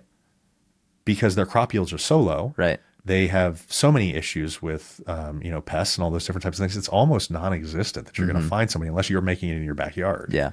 And so we have all of these misconceptions of what's going on because it's just been misinterpreted, and these sound bites are just wild. We're going to move on. We're going to have you back out. I know you live in Maui, but you're going to have to make the flight to come back out. I have a couple more questions I want to ask you. Dude, we're almost 3 hours in, just so you know. That not felt like 3 hours. I've been asking this question to everyone who comes on who's fitness related. I think it's a fun question. What has been your favorite or peak time in your own training, your own workouts? Like if you're looking back on your life in the gym, what period of time did you have the most fun? This is going to sound weird. I went into, so my wife's a regionals qualifying CrossFit competitor. I went and I did CrossFit for a while because I was like, hey, let me check this out. Yeah. And then I realized as a 230 pound, 6'1" male, I'm probably not built extremely well for CrossFit. And so I was humbled by literally all the 5'6", 5'7", 5'8" guys that weren't necessarily putting up as much weight as I was in maximal lifts, but the majority of that lifting is not maximal lifts. And they were kicking my ass in everything else. And I did not go into CrossFit thinking, I don't judge people for what they like to do, right? But that was a defining moment for me with saying, I will not let people make fun of CrossFit ever. Like sometimes I would just kind of sit by and chuckle and stuff like that. You can't do it. Yeah. Different styles of training. If we're talking about, what was a defining moment in your life for fitness, this was a big defining moment for me because it gave me the appreciation that I now have for strongman, Olympic weightlifting, CrossFit, anything that you want to do that gets you active and can aid your life. All of a sudden I had a complete appreciation for that. I was like, I get it finally. I get exactly what these people are talking about. I see the hype in these types of things. And you realize that if this makes a person happy and it keeps them active, amazing. Do whatever you want. Yeah. Yeah. I love that. So the CrossFit era. Yeah. My CrossFit era was, it was like watching a baby deer try to like run for the first time. It's like, look at him go. It's like, oh, deadlifts are in this? Okay. Wow. He looks professional. Oh, wow. Now something else is in this. Oh God, he sucks. What are you scared of? As far as total fears go, this is going to sound really stupid and kind of, self-centric. The biggest thing that I get scared about is falling into obscurity. And I say that because, if you've looked at the stuff that I put out, I've spent a lot of time on it. I do a lot of research in the things that I put out. And I worry that I spend so much time and I'm like, I just want people to appreciate this. Like I want people to look at the information for what it is, to become more skeptical about the information that's put out there. And I hope that some people can gain benefit from it because I'm sure that every creator has been through the feeling like a copycat phase or feeling like what they do doesn't really have the impact that they feel like it should. And I think that the biggest fear for me is that I keep pushing so hard and that people are like, nah, we don't care what you say. And I'm like, damn, I'm working for you. Listen a little bit, so that's self-centered, I think. But I want to do it in a way that can actually help people. And hopefully the information is something that people value. That's my biggest worry. I love that. I like the honesty of that. What are you excited about? I've started up a group fitness training program that it's a little bit different than my one-on-one coaching. I'm loving getting in and helping people in a larger scale type of atmosphere. And anytime I get to get out and switch things up and see people have a lot of fun with it, I enjoy it. Where can people follow you? Head over to mauiathletics.com. You can check out my website. I've got a research-based blog with a lot of information there. You can click on any of the social media links that are on the bottom, or you can reach out to me on Instagram at @drallanbacon. Just make sure you spell the first name right, Allan. Man, thank you so much for coming out. This has been a blast. Yeah, thanks, man. I appreciate it. Thank you, Evan, for listening. I hope you enjoyed the podcast. If you did, please leave a 5-star review on iTunes or Spotify. Hit the thumbs up button on YouTube. If you enjoyed the podcast, please make sure you share it with someone. That's how we spread the word. That's how we get this information out. So if you could share it, it would mean the world to me. Have a wonderful week. Talk to you soon.